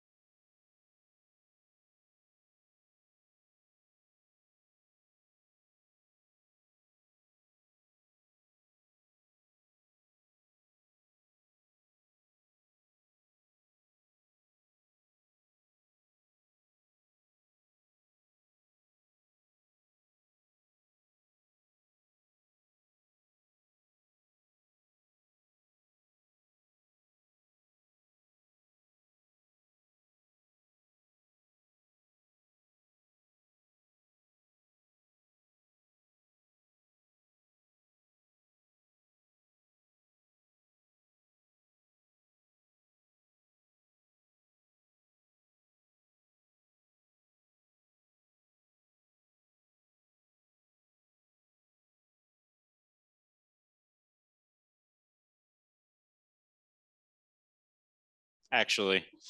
But no, we talked about basically taking some concepts from planetary boundaries, but maybe applying it more at the landscape level to see if it had some usefulness there, not downscaling, but just using this threshold-based approach at the landscape level to just basically assess issues on multifunctional landscape units that have multiple outcomes. So how do we optimize resource use for multiple types of functions and uses? We talked about the importance of tying this into the ecosystem services concept, especially when we're talking about boundaries, not surpassing boundaries such that we're degrading core ecosystem services across the landscape. And we thought we might move forward. It was very conceptual. I think this is still a new emerging area. We want to get together with some more ecological modelers, landscape ecology, to provide some more conceptualizations of the usefulness of this sort of integrated approach that we're discussing. Also thinking through some potential use cases for what sort of processes this could inform or decisions that this could inform.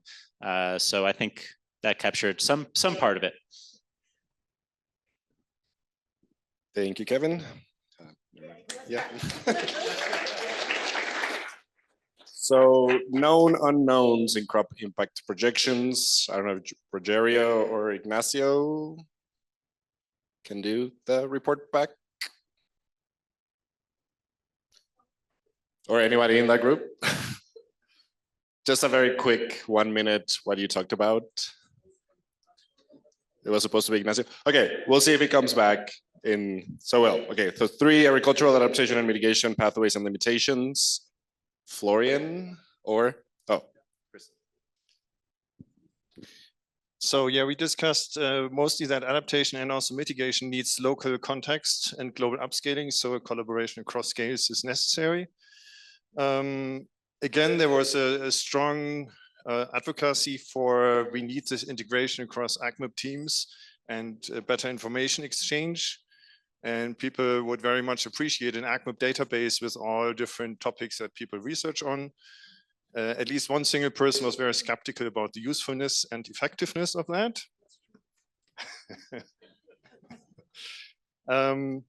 But what we also discussed is that the different scales and different perspectives could give very valuable feedback to others on like whether they think that's realistic or whether they think this wouldn't work because of this and this and that. And we thought that maybe an AgMIP mentor team would be an easy thing to implement, that the individual teams just invite from other teams once or twice a year people to just give them feedback in a Zoom meeting, and that's low cost and maybe high value for AgMIP to easy to organize. And also there was someone from the CG centers pointing out that they have capacities to support student exchange and hosting, and that could be something that could be more effectively used to do studies. So Matthew, we're gonna do models as a tool for crop breeding. Matthew, right? Reynolds. Okay, I'm gonna also call on my colleagues and co-chair. But yeah, this is a very interesting question, is how can the modeling community contribute to crop models? And we discussed a number of aspects. A lot of it was about obstacles that need removing. For example, and I'm working on this independently. So, right now it's going to be hard to fix, but got to keep it in mind. Things like hormones. One could argue that hormones are the key to fully domesticating crops, because they're the ones that are the rapid deployment response to the environment, an environment which is changing all the time and getting nastier. And better knowledge of roots, better understanding of sourcing balance, which we don't have a control of, better inputs for respiration, which we have 100 times more inputs for photosynthesis than we do for maintenance respiration. In fact, even calling it maintenance respiration is such a catch-all phrase in some ways. But anyway, we did discuss a lot of that, and we discussed how the statistical modeling approaches can help fill some of the gaps that are in the simulation models. And at CIMMYT, we sit on massive, probably the biggest public data set available in the world for any crop. And Urs and Wei have been finding incredible things, like Wei just published an article so good that it got a Nature briefing. And it showed that the warmer it gets, the more environments we have to breed for. That's bad news, really, but not surprising. But there are solutions, because there are genetic resources out there that are almost completely untapped. And some of those have survived millennia of climate change, and others have survived millions of years of climate change and CO2 fluxes. And although those alleles may be at low frequency, they're findable.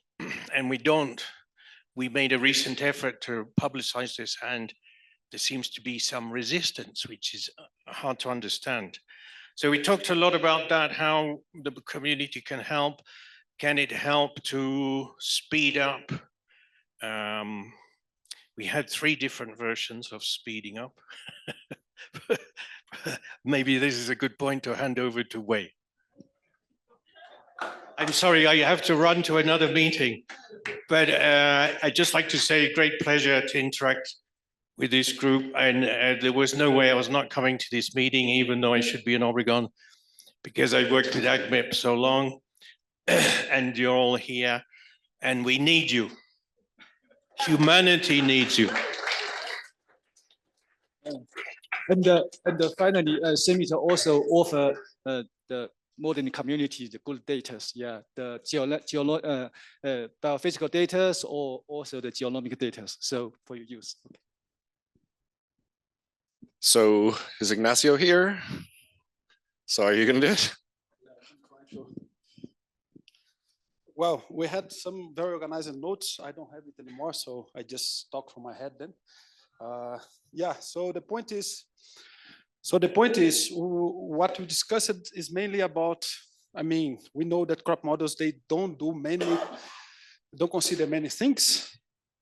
As well, the economical models, they also don't consider, for example, many things. And what we discussed is, I mean, in a way, you have to better simulate not only yield, not only price, but the crop system by itself, the entirely crop system.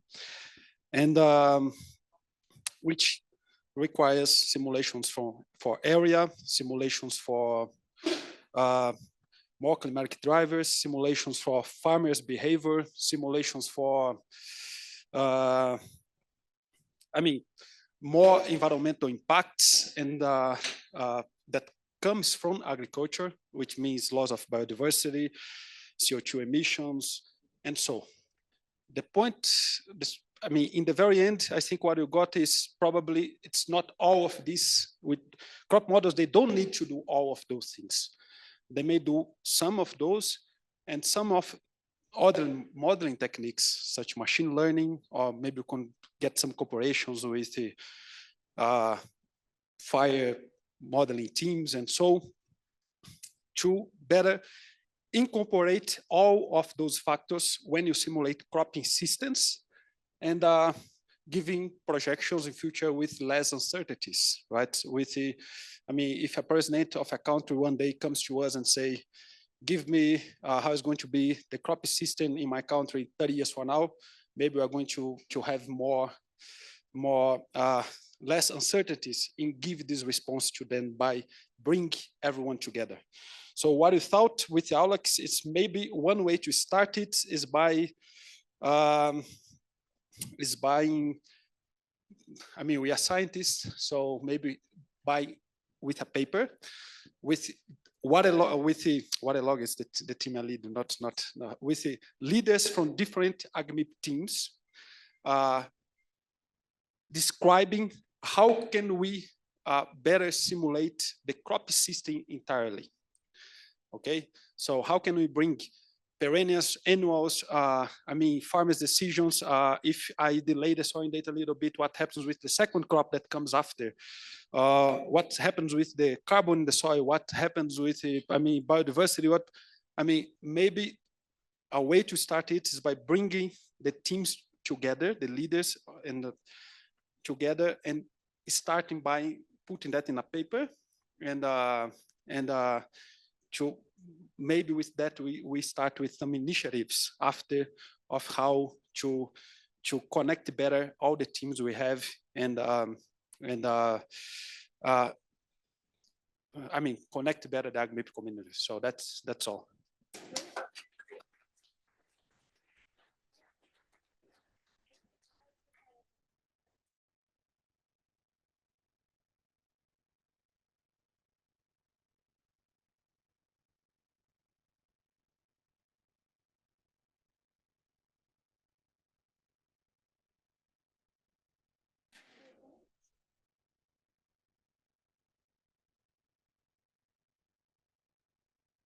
All right. Okay, all right, here are the thank yous. First of all,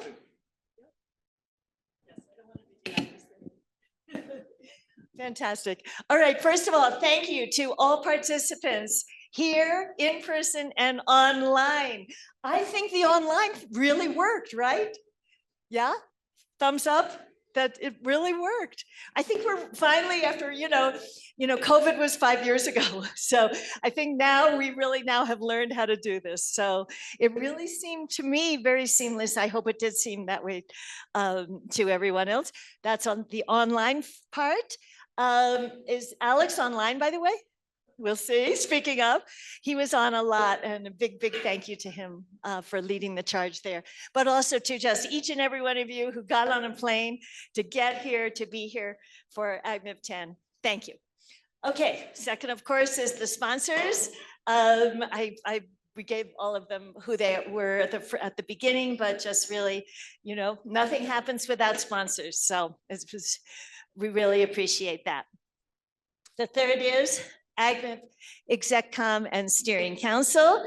We'll be hearing from the ExecCom final thoughts, very brief final thoughts, very soon. And thank you to the Steering Council members who were here and also online. We had a really good meeting, and we're also having a follow-up meeting after this. Also, the AgMIP10 Science Committee, I think you could see, right? There was a lot of thought put in, and it was really wonderful discussions for the planning there. Next, let's go to the, whoops, no, back. Wait, we haven't done some very important things. Let's next go to the CIMA team. Isabel, it was just so fantastic working with you and Renata and the whole CIMA team. We thank you so much. And we have an honorary AgMIP hat for you.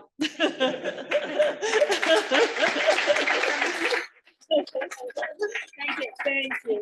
And Isabel is going to say a few words. Oh, yes.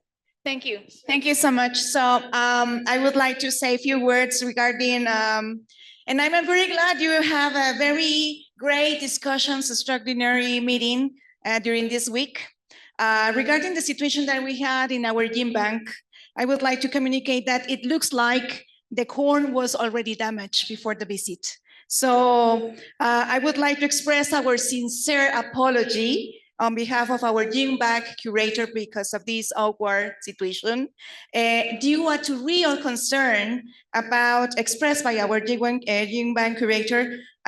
He was a concern about phytosanitary management and safety protocols. So I hope you understand our overreaction, and really we thank you very much for our apology and for this unexpected situation. So we look forward to a very fruitful collaboration among institutions. And as Dr. Reynolds said, we really need you all. So thank you so much. Thank you, Isabel. Really, really and truly, no apology needed.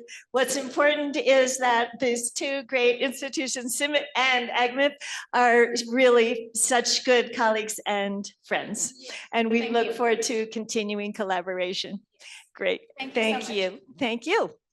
All right, now, AgMIP Coordination Unit. Eric and Natalie, please come up for the thanks. And here are your gifts. All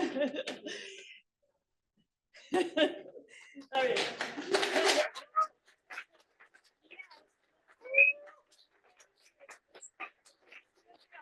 Aren't they fantastic? The best. Unbelievable.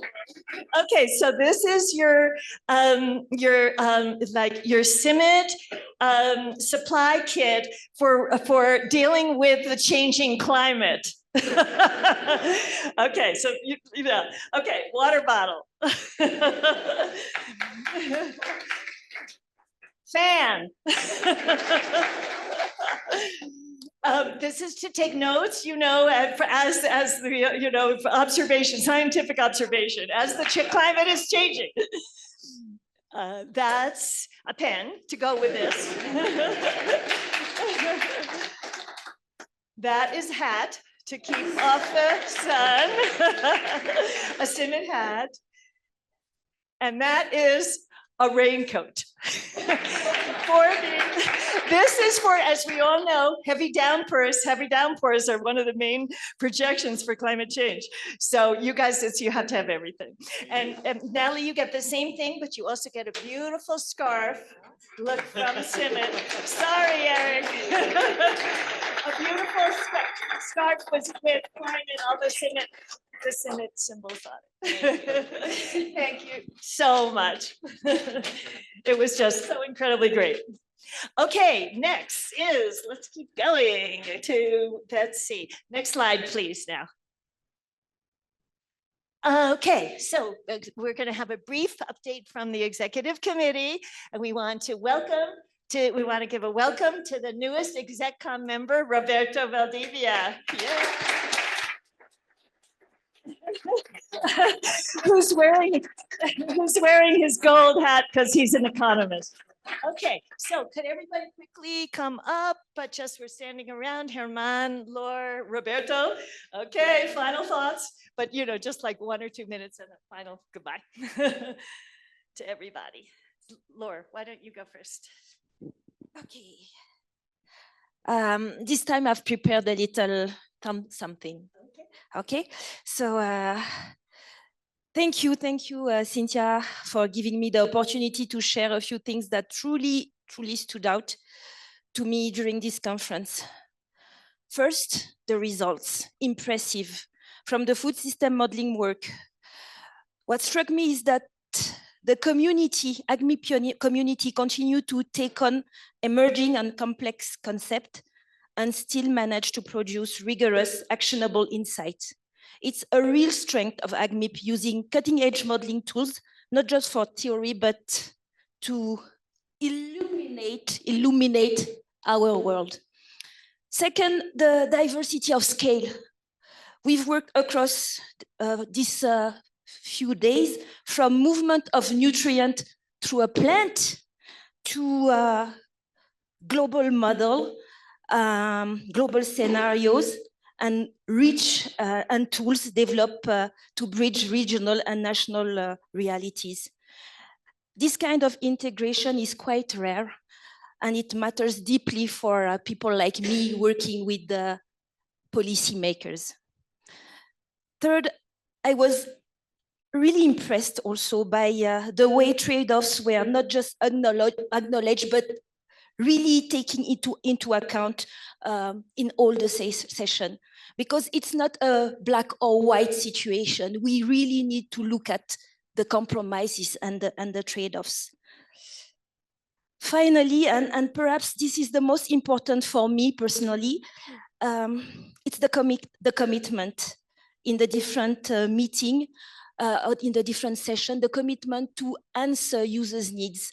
It's not easy for scientists to, when they began their work, to see what will be the final result of the work. But here I've heard each time that it was something that was important. The other thing, the multidisciplinarity, the ambition to tackle complex, interconnected challenge. And for me, it reminded me why I love research.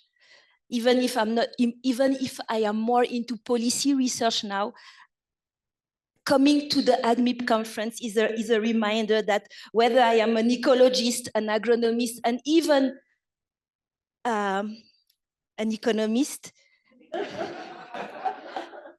research really matters. Thank you all. Thank you for your brilliant work, your energy, your openness, and your engagement. And let's keep pushing together.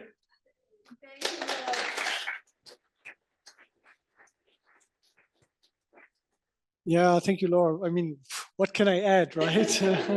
It's right. You say what I would like to say. I just want to add two things. again, I was impressed by the dynamics and the interaction and the vibrancy of the meeting, like all the other AgMIP meetings I have been before. So we are keeping going. I love the diversity. I mean, the diversity of, you know, geographies, backgrounds, views, and so on. That's really fabulous, and it's real joy to be here and to interact with all of you.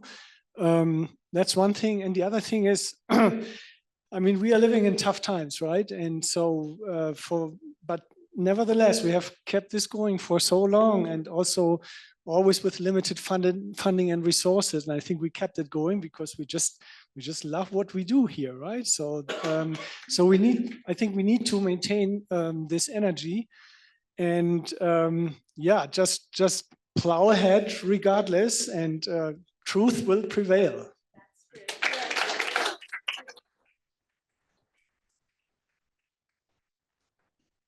I don't have anything prepared, but I'm very honored with this invitation. Thank you very much. I've been part of AgMIP since the beginning, and I've seen how this community of science has grown. And not only in doing this great job in terms of science and all the work that everyone does, but also how we got together as a community, right? How we learn to speak the language of the other. Remember, Ken, at the beginning, all of the discussions that we had with the crop models and economics, right? Try to understand how we can communicate better, right? I took a DSAT course, right? So I think, and behind that is all the friendship, right? That we foster with our work and our workshops, right? We still got together sometimes with Zoom with my real economics teams, just for fun, you know, not to work, but it's that kind of relationship that, you know, makes you think that you are doing well, right? And I hope that I can also contribute with this other hat in AgMIP. Thank you. Wonderful. Thank you again. Wonderful. Okay, now we're going to do a very brief recap.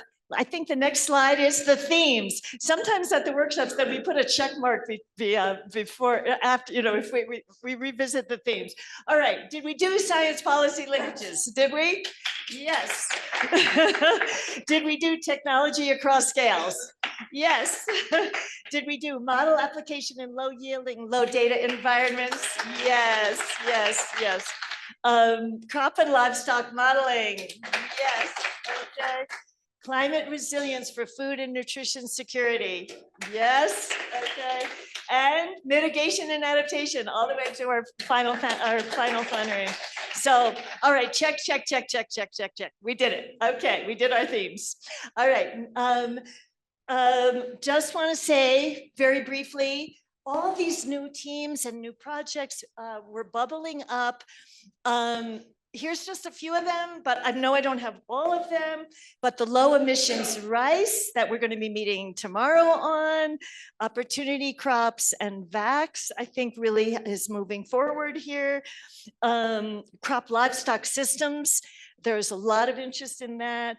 Lots of discussions about how to link with the UNCCD, a new convention for us.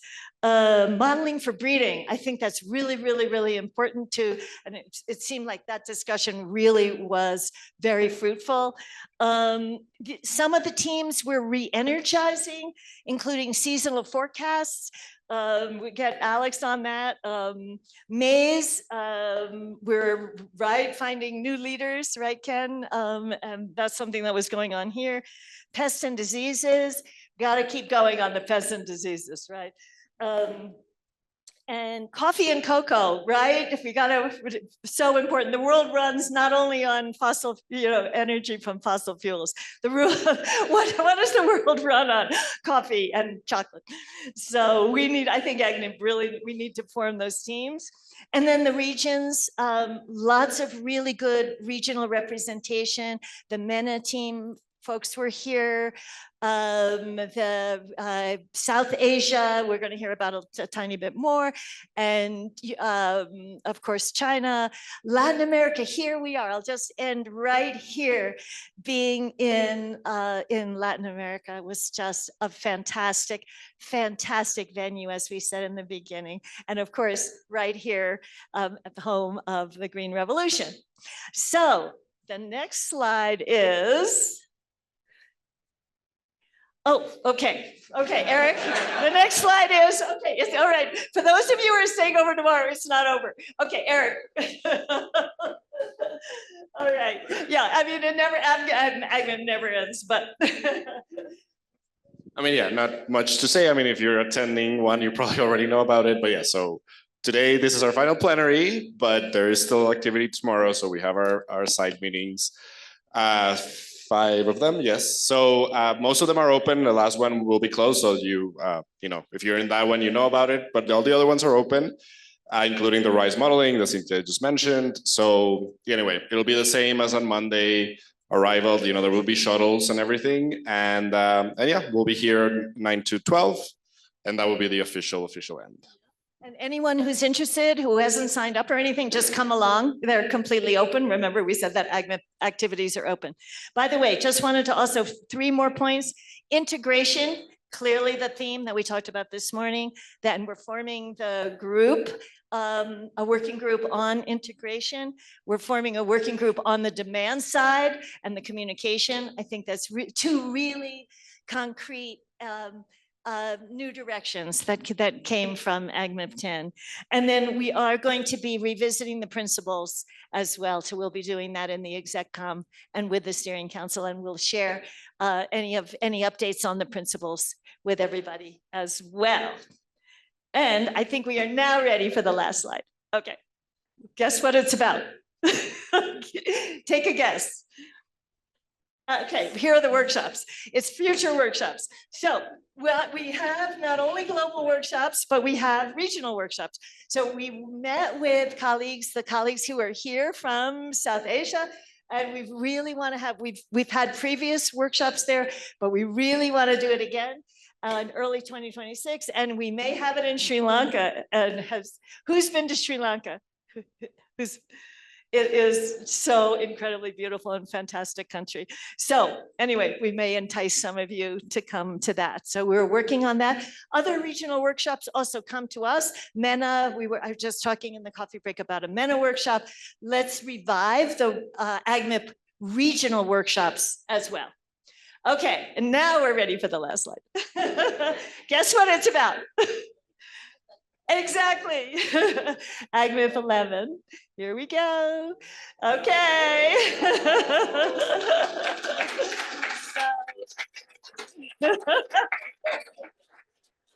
So late 2026, early 2027, mark your calendars. I'm just kidding. But anyway,